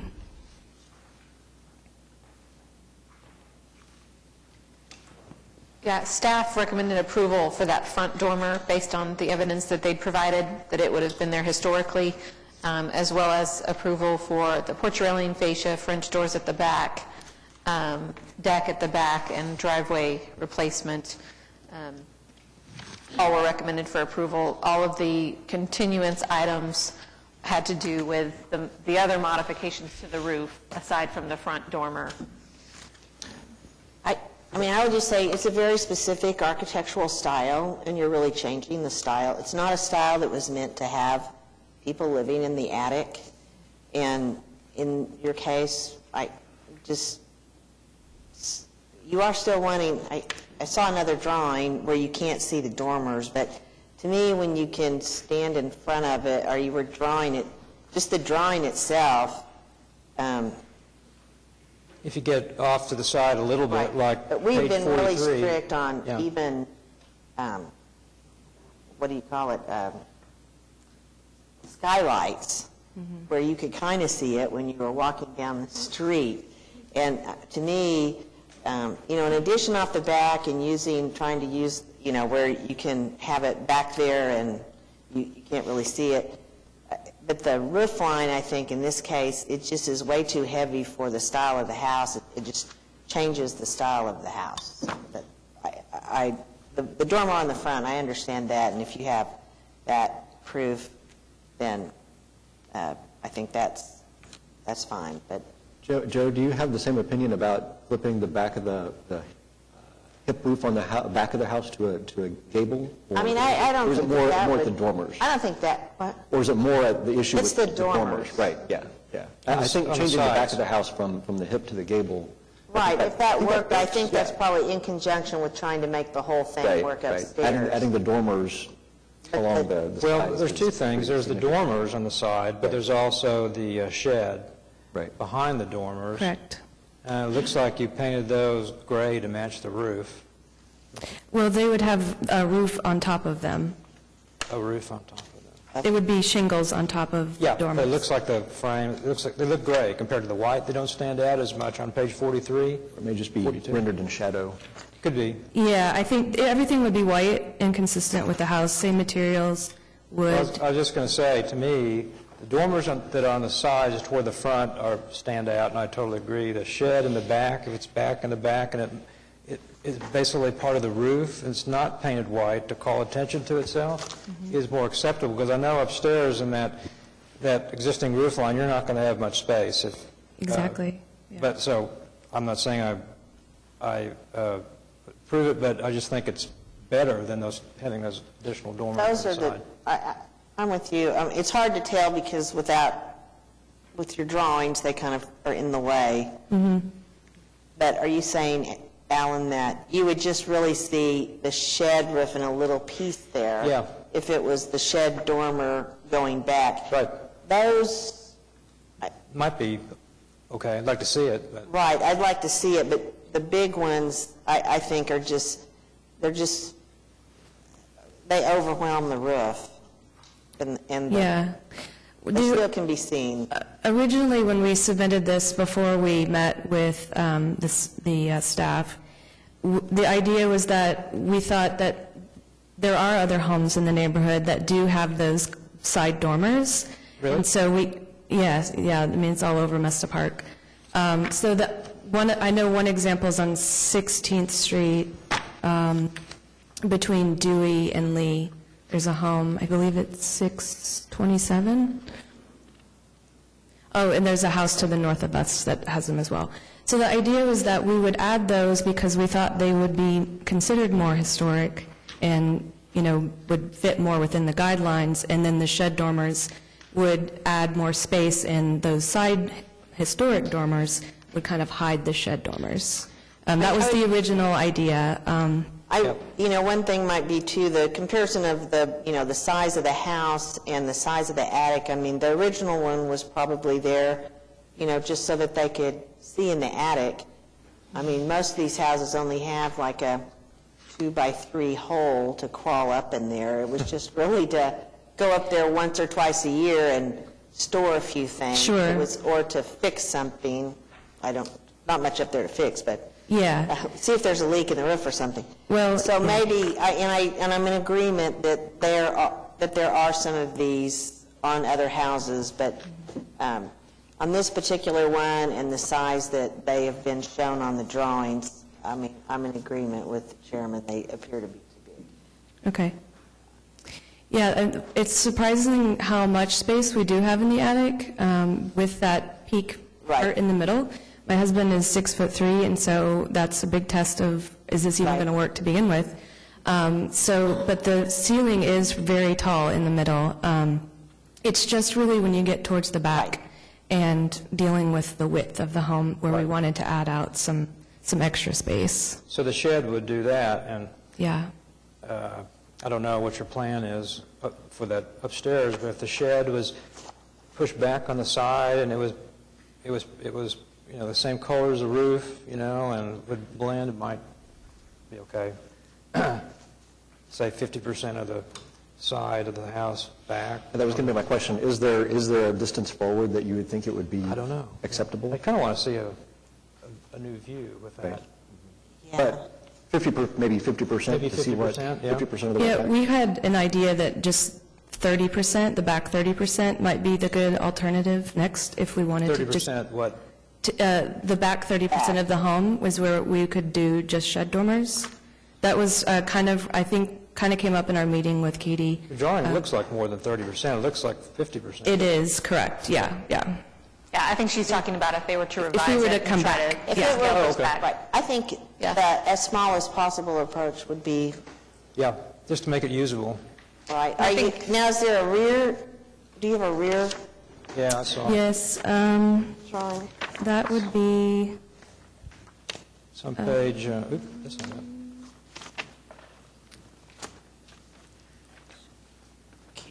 There it is on While page. you're it's looking at number, this, item 5. the 30% came from guidelines about where we allow the addition of new windows. That we allow new window openings in the rear 30% of the house. I think we were talking about Yeah. that in relation to dormers. Yeah. Page 16 of 53 is the rear elevation, the north elevation. Yeah, and that's where we would request to have French doors added on the bottom. Right now, there's just a window. 6. Oh, the French doors is a different item. My apologies. Yeah, this is where we would add 3 windows into the gabled portion of the roof to create more space, and then also let in light, because that's going to be a challenge. I mean, I think, again, looking at that elevation, it just, even the shed roof,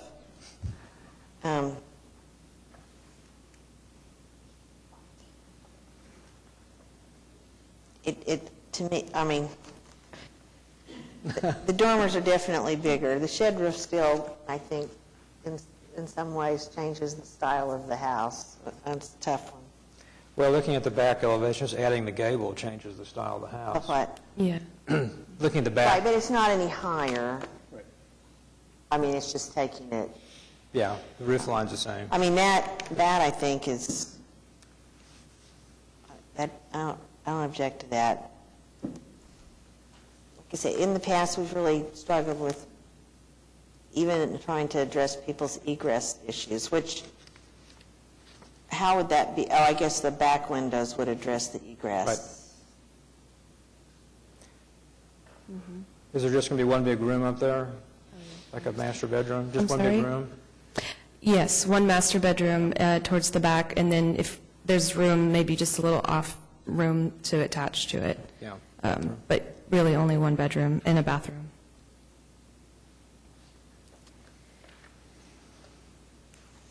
Another item, too, was the issue of the chimneys that we have on the roof. And we had requested to remove those, but it's all part of the roof project. And I think that was also included in the section to continue. They don't work, or they don't attach to anything right now. They're just decorative. Yeah, and obviously, we even recommended continuance, just plain old replacement of the roof shingles, and that was just because I thought, okay, all of that roof work is going to be one job, Yeah. so there's no reason to piecemeal approve bits and part, Yeah. What about, could you just speak to the chimneys for just a second, Katie? Yes, if I can remember what we said about them. I think we just noted that I think just kind of recommended approval in part because it's all part of the roof reconfiguration, and so we knew that if we were not approving everything that was proposed, then it was going to be addressed later. They are towards the rear of the house. I don't think they're completely non-visible. They're utility chimneys instead of architectural, chimneys. Do you have enough information to come back with another plan if we do a continuance? Yeah. Do we want to, we could approve those other items if people are comfortable with those? 1, 2, 3. Items 1, 2, 3. Helping them design it, and then we'll help them build it as well. I'm John Beeden with Behold Incorporated. I was just wanting to clarify if we were talking about the ability to put on the shed dormers, what were the limitations on how far up toward the front of the house they could go? That's what I So we had talked We about had a... I heard 50% at one time, and Mary had talked I about don't think we 30. have a set, that's always the issue. We don't usually have a set thing, or by coming back, would you necessarily be approved to do those? Yeah, It's no, just I a was just wondering if there suggestion was- that, The 50% came from, looking at the elevation, it looked like about 50% right now. And so 30%. the smaller the better, Smaller I the guess. better. Sure. The terminology we usually use is minimally visible, isn't it? Right. Okay. We had talked previously about that 30%, the rear 30%, because that's where we allow new windows. Yeah, So we said that, I that's understand considered that to be part a of the less drawing visible location. that we had that had the lines in it. But I know this. So I don't know if you guys, I don't have that part of the application. If you had the drawing that had the east and west elevations on it, it showed actually that the peak of the hipped dormer was at exactly 50% of the side of the elevation. Doesn't look like it. Right. The east elevation you're looking at? East and west elevation, the dormers are the same. Yeah. The peak of the hipped dormer was at exactly 50% of the location. in If the you're house. including the porch. Pardon me? If you're including the porch? Well, the porch is part of the enclosed house if you look at the west elevation. Oh, that's right, that's right. I see the windows. Okay, I was Okay. just looking at that section of roof. Sure. Yeah, okay. So what I'm saying is I understand the minimally visible. If the hip dormer goes away, and the shed dormer could be extended to closer to 50% or closer to the peak of that hip dormer. I think we're I know saying- you want to see the drawings. I'm just right, I wondering- think we're suggesting perhaps the opposite, that offsetting that. Okay. the front of the shed dormer be pulled back further to the rear of the house, so that the shed dormer is located perhaps in the back third, where our guidelines say that you can add new windows. Okay. That might be where you could offer a justification. Back third, then would be 33%. Right, 30%. What is the rule? Well, it says 30%. 30%. Okay. I just wanted to make sure. I didn't want to do a bunch of drawings and then just Right. try to say, oh, if you moved it back another 6 inches. Right. That would be great. Thank you. Thank you. But you would like to go ahead and have approval of items 1, 2, and 3 today? Yes. Are those the ones that we had? Sorry. We had recommended approval for 1, 2, 3, 6, 12, and 13. Oh, okay.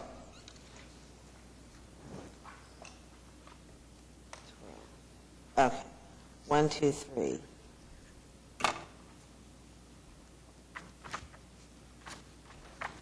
What about the chimneys? Are they? Chimneys is part of the roof. Is that right? Yeah, That's part of chimneys the roof. were recommended for continuance. Part of the roof, okay. 1, 2, 3, 6. 1, 2, 3, 6, 12, and 13. Oh, 1, 2. Okay, so that's under item 1, under staff recommendation. I make a motion to approve items 1, 2, 3, 6, 12, and 13 of HPCA 17-00047 with specific findings included in the staff report. Okay. Is there a second? Second. Moved by Joe Meacham, second by Jeff Parks. All in favor? Aye. Opposed? Okay, those items are approved.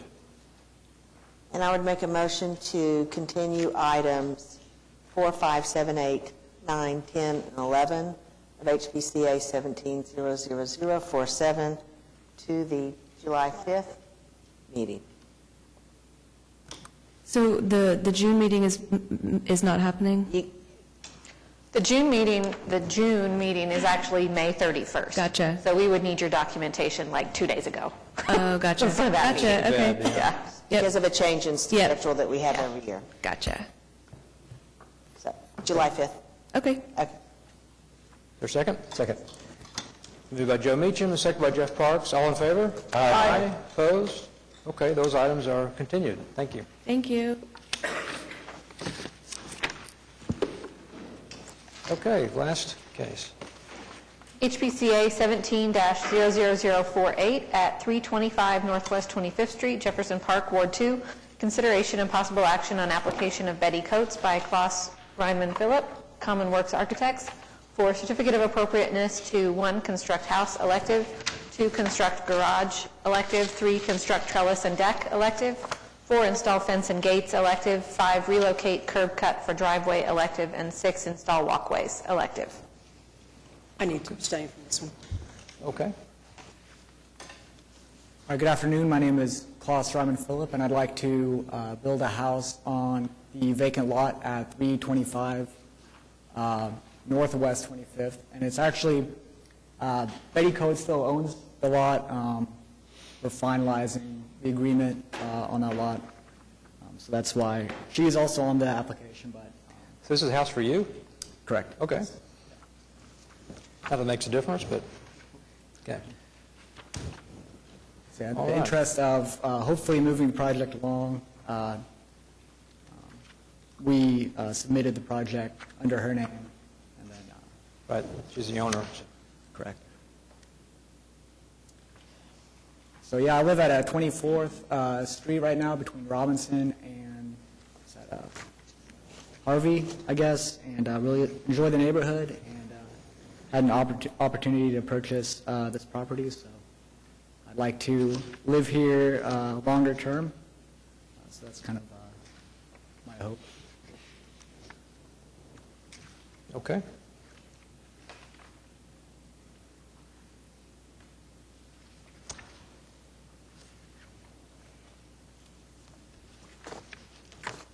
Any comments?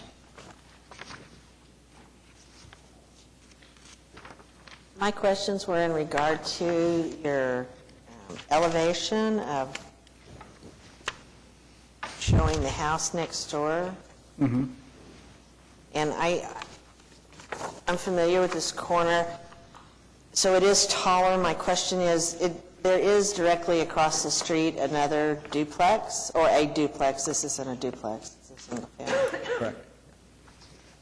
Perhaps showing that in context could be, right now, the way that you're showing it, it appears to kind of overwhelm the house to the north. I'm wondering what the size of the, because I know the property across the street is larger. Correct. Seems like maybe in this context, it might be better to show the sizes of the houses on the four corners, because a lot of times they're bigger. I think I wasn't sure on the exact dimensions of the house. That's 2 stories directly to the north of the property. And I actually think it's a little wider and bigger than what I showed in the on page 5 on the context elevation. But it's kind of, I actually printed some other things here. I don't know if I'm handing these out, but some supplemental information that I put together.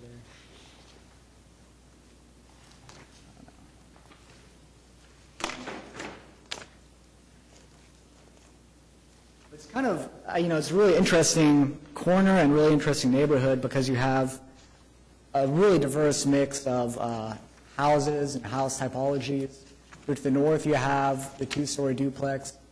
On the south corner, you have 3-story multifamily structure. And then to the west, we have a 2-story house. South along Hudson, there are a few single-family 2-story houses. So really, even along the same street, let me take a look at what page. I gave away all my.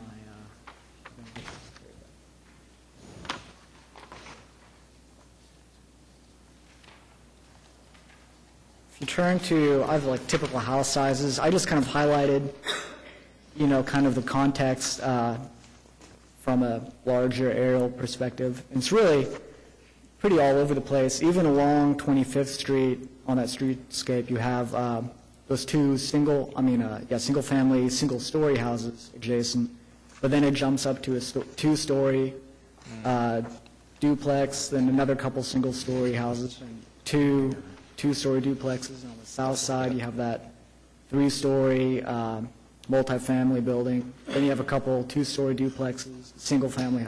It's and even adjacent to the property, there's a two-story house to the north and across. So it seems like really it's a pretty mixed corner kind of area in that vicinity.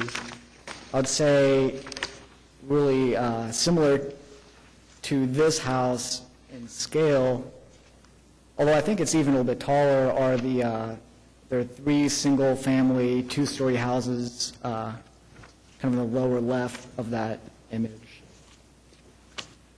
So I don't know. I feel I understand your concern with the scale of the house, but I've kind of It's just tried a to keep question, really, to make sure that, Yeah. I understand. I think your research indicates, the size. And I have worked to keep the floor plates to where I don't want it to overwhelm the other houses, and I've pulled it back a little bit from that adjacent house. They have that 10-foot or 12-foot driveway, whatever's existing there. And then if you look at the site plan on page 6, maybe. No, there's a pretty good separation. There's well, maybe I don't have it. I'll have the graphics. There's about 10 foot between the side of the house and the fence line to the east as well. So I didn't want to crowd that house too much either. On your window sizes for the second floor, do you know I'm sorry, I can't see it, but what is the height of those? So the first floor has a 9-foot ceiling, and the second floor has an 8-foot ceiling. Has what? 8 foot. It's an 8-foot ceiling. I'm just looking at the east elevation, and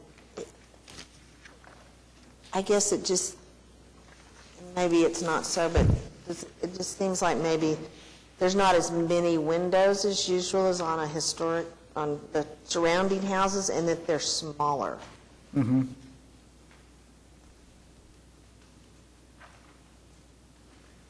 That's a pretty stark wall. It's just vertical, and then it has that protrusion in the center. There's almost all on most of these, when you look at them, the windows seem, if anything, kind of heavy and,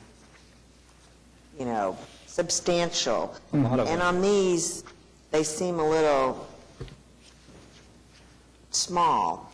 So In do you comparison, when you look at, I'm looking at just the back side of the duplex across the street, and it's almost window to window all the way around the side of the house. Every window, it's almost a wall of windows, where on this one, it seems a little skimpy. On the east? Well, I think on many sides, when you look underneath the front porch, What page are you on there? this is the rendering on page 4 of 26. Okay. The two high windows that I think are in the living room, that seems really unusual for The front.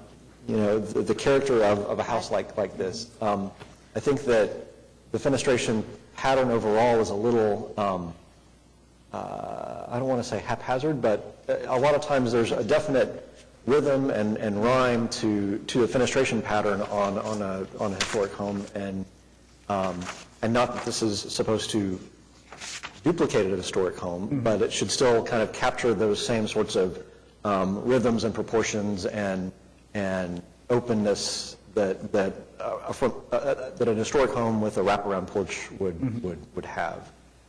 Especially those two horizontal on the, quote, front along Hudson. Right. Look at that elevation. And they're of not it. always unusual, because, we call them piano windows, and they have like a long yes. wind back. For a reason, normally. For a There's reason. Fireplace there or something. Right. Yeah. Not usually at the very front of a house like that.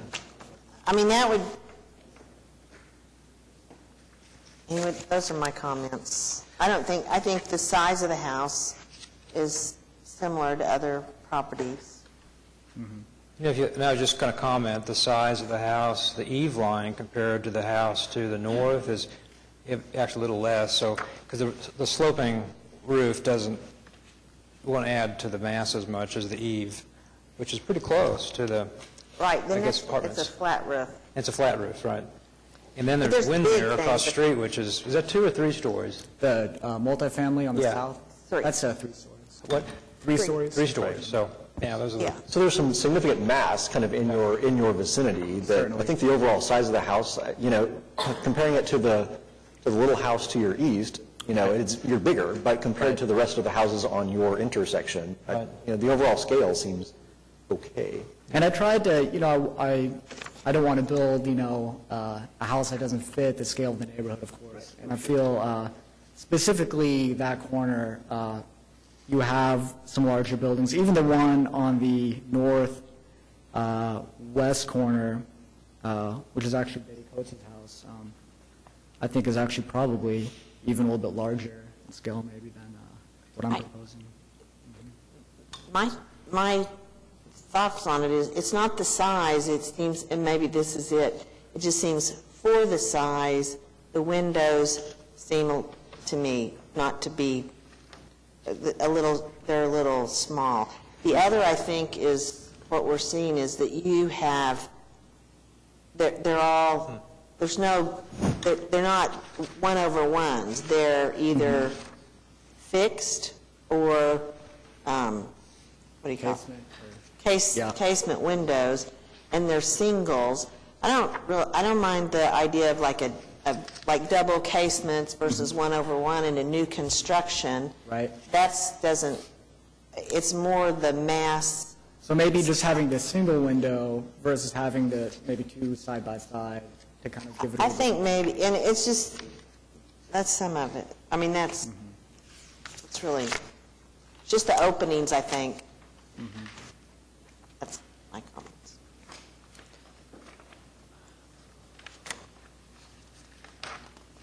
I like the fact that you continue the pattern of detached garages and that sort of thing. That's good. I think another thing to make sure, maybe we have a little bit more clarity on it, on the rendering on page 426, does the site slope from 25th Street, does it slope toward the north? It slopes, correct. So there's kind of a plateau, and then it kind of drops down, and then it plateaus again. So. And I know you want to be sensitive to not making the house too tall, but in that kind of in the reverse situation, you want to make sure that the house doesn't sit too close to the ground. Right. When you get to the 25th Street side. It needs to have, and on your elevations, it looks like it has a bit of heft around the bottom. But when you look at the rendering, it starts to get really kind of thin, which is atypical from what we might see.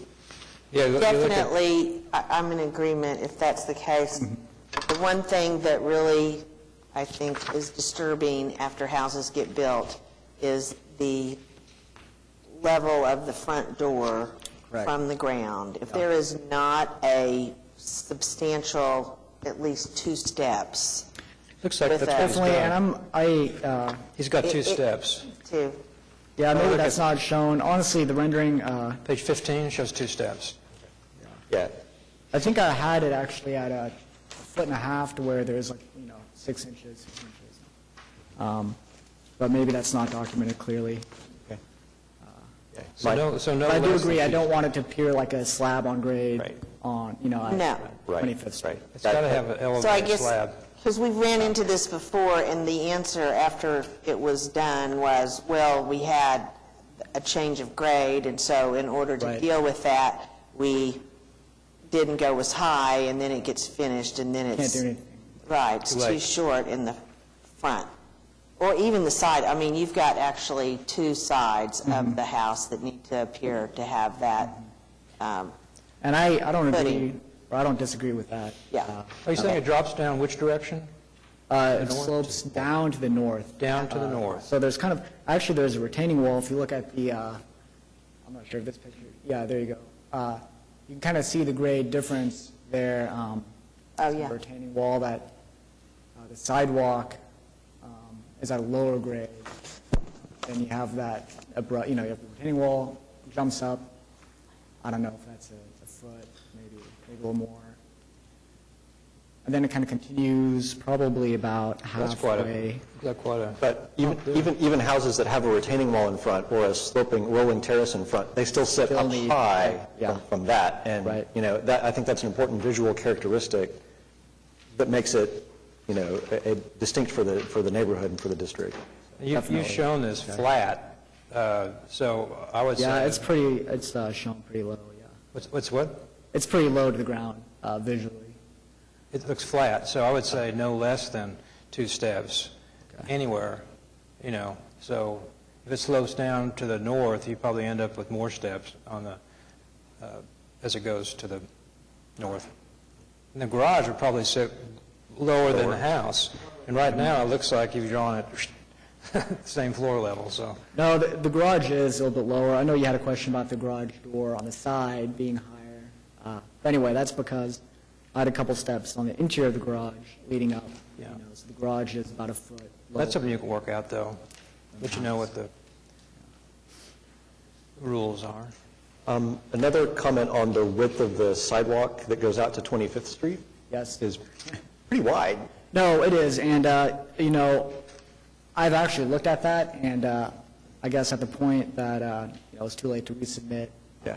But I would change that to a typical 5 or 6 foot sidewalk, probably. Something a little. Well, what happens lots of times, it'll be 5 or 6, really 4 feet, maybe 5, and then when it gets to the steps, it would widen out, and that's fairly typical. Okay, so it could. And I would look down your block, because a lot of times that's very uniform within one block, that everybody's front walkway is, right. That there's quite an established pattern there. See what everybody else has. Okay, I'll do that. And look at that aerial, it looks pretty rhythm, same rhythm, straight. And then the steps that come up the Hudson side of the house, they come up the side of the house and they run into that blank projected portion. That's kind of an unusual. That's the stair. Yeah, and given that it's on, you know, the set of steps I'm talking about.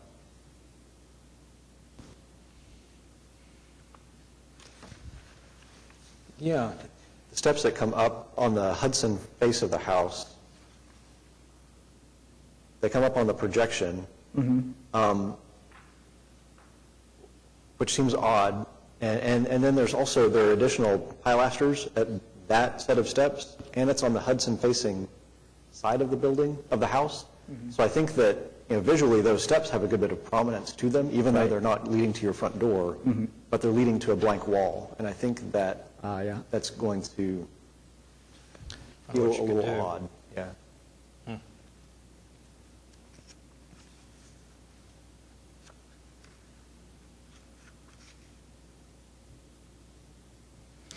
Yeah, I mean, it's really just access. You know, there's a desire to have the house present some sort of face to each street, which I'm sure you understand. And that's where the staircase is leading up. Right. On the inside of the house. On the inside, correct. Right.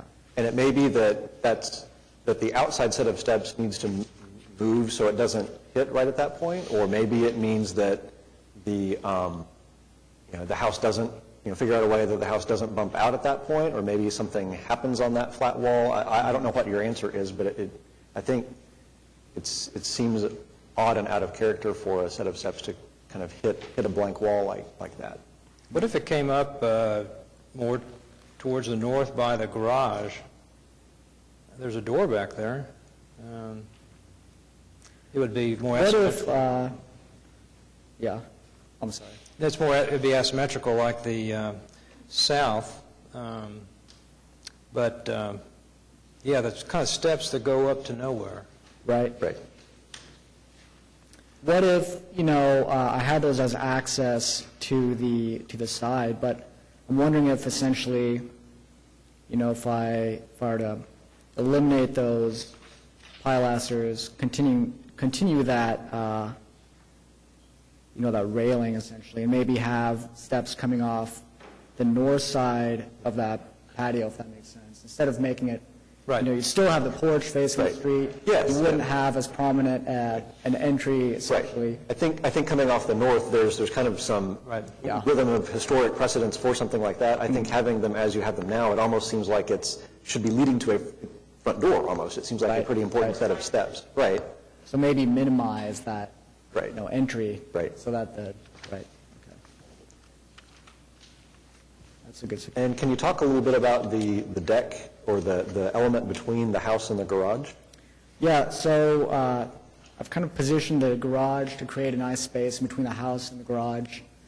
We could have a patio, kind of outdoor seating area, and it's very open to the west. So I wanted to have some kind of shading structure there, essentially, to keep, make it comfortable in the evenings and afternoons. And that was kind of the thinking behind it. So the fence between there would be pretty low fence. There's a little bit of an elevation gain, which I guess would be even higher if we pushed the building up a little bit. But even so, I really just wanted to have a shading structure more or less for that patio, so that in the afternoons.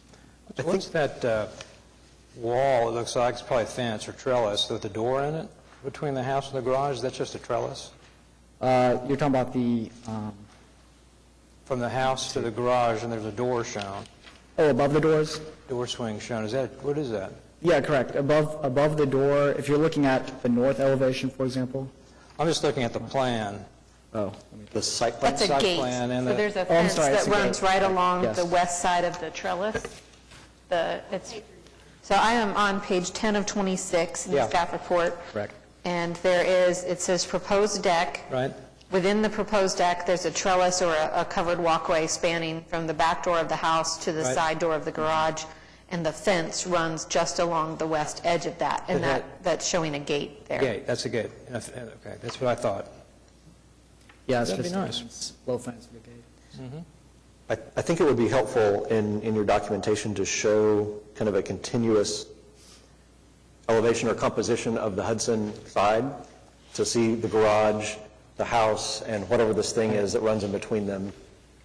Or did I miss that? I think I tried to kind of provide that with... It doesn't show the connection, really. Right, yeah, that piece in between. Oh, I think I'm sorry, it might be a little bit light, but I think... You can see something back there. Yeah.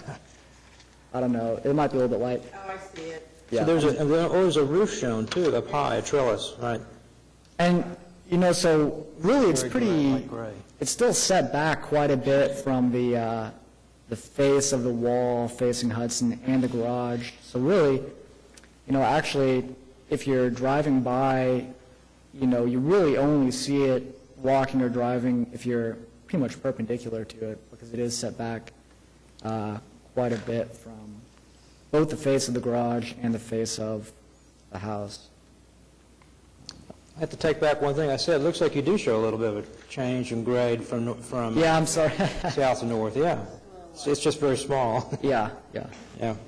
And I didn't want to, so I know that there's a desire to keep the garage and house separate, and, I worked to do that, so I didn't want any kind of a heavy structure in between or anything that felt like it was, making that all one, I don't know.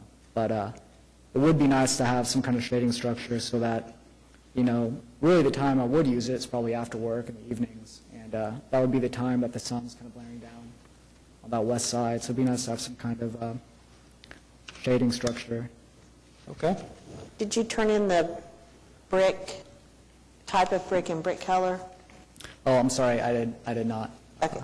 But the intention is to essentially match. I do have a photo of, I think somewhere, of the house next door, but they have a kind of a similar, they have some columns, and I would try to match that as closely as possible. So I'm not trying to do anything crazy with the brick. So. So do you have enough direction for us to propose a continuance to the July 5th meeting?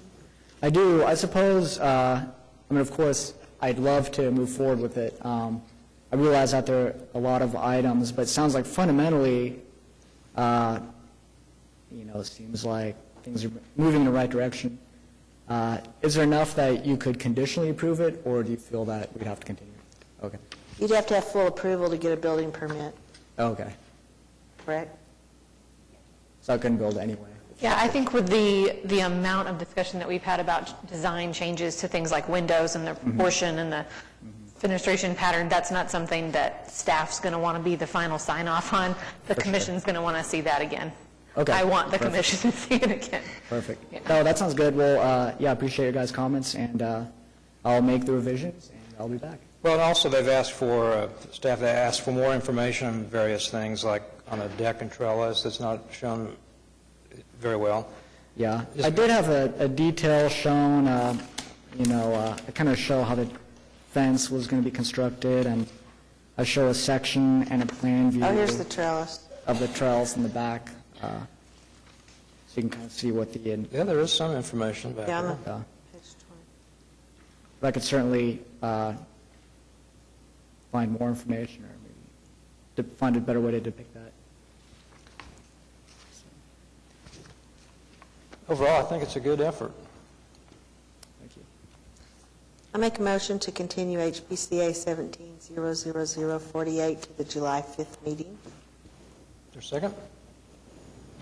Second. Moved by Joe Meacham, second by Jeff Parks. All in favor? Aye. Opposed?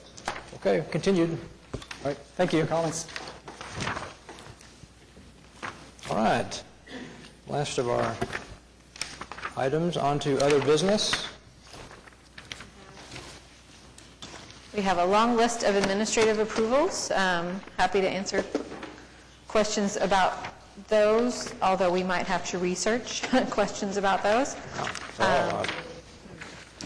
Two items that were withdrawn, one that's from an application where we approved a similar item, and it's just kind of cleanup of our record keeping, another that kind of ran out of time on their project, and they'll, I think, be back with some other proposals. And then one that closed for lack of following up with documentation. Under City Council, our grant application for certified local government funds was approved by City Council, so we've submitted that to SHPO. And I think that's all I have as far as reports. Nothing. Board of Adjustment, Planning Commission, ad hoc committees. Anything? Nothing to report from potential landmarks. Oh, I guess I can report, I've met with our, with the city's public information office to do kind of a press release related to the preservation conference and the proclamation that we'll do at City Council, which will be on May 30th, and I'll email everybody a reminder again about that, proclaiming it Historic Preservation Week for the week of the conference, and hoping to tie in with that press release kind of all these buildings that we've designated as landmarks are getting awards. Wouldn't you like to get an award? Wouldn't you like to be a landmark? So that's one little thing to report. When we recommend projects for the National Register, like we did today, can they also be considered as landmarks? Do they have to wait, or how does that work? There's no connection between National Register status and our historic landmark status, so. It seems like that might be a good time to suggest it to them if Yeah, they're in the mood. I mean, that's what we've kind of been trying to do, is go after ones that are pursuing historic tax credits, or they've just completed a historic tax credit project that are on the National Register. They're kind of low-hanging fruit. So maybe I think about that or the two we did today. Yeah. It's hard to convince them because they're very, at that point though, they're very, they recognize the idea that they only have to go by the rules for 5 years because of the tax credits. So asking them to be a landmark is like a lifetime commitment. Well, and especially when they're about but to they might be do the susceptible. when they're about to do the project, it's like, I don't want to add any more layers That's of true. review than I'm already having to That's subject true. myself to. But I think when they're finished with the project, people have shown some interest. That'd be a good time. Yeah. Okay, anything from the municipal, go ahead. Oh, I was going to, since we hit the planning commission item, last month we had a zoning case at 29th and Walker. What happened with that? Did that move on to? They asked to postpone. I think they are going to planning commission on May 25th. Okay. And I just found that out. I will double check on the date and report that back to you guys. Good memory. The Jefferson Park spud. Steel trap. Yes. And then I was going to go back to we established an ad hoc committee for awards, but there's no one actually on it. So if anyone would like to serve on an ad hoc committee to establish preservation awards, please let me know. Okay. Or Alan can just be mean and appoint people. Yeah, you better volunteer. Okay, we will do that. Municipal council or anything? Okay, the next meeting date, the next regular scheduled meeting for the Historic Preservation Commission is May 31st, 2017 at 2 p.m. at the Municipal Building. Right here, new applications for this meeting were received May 2nd, 2017. New information on projects continued from today's meeting to the upcoming meeting must be submitted to staff by 4 p.m. Tuesday, May 9th. The next regularly scheduled workshop for the Historic Preservation Commission is Wednesday, June 14th from 11:30 p.m. to a.m. to 1:30 p.m. at 420 West Main, Suite 900. Okay, any items from commissioners? Any citizens left? No? Crickets? Okay, then we are adjourned. Thank you.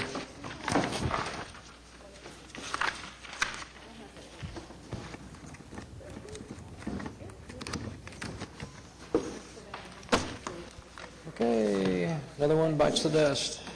Oop, they're turning that off.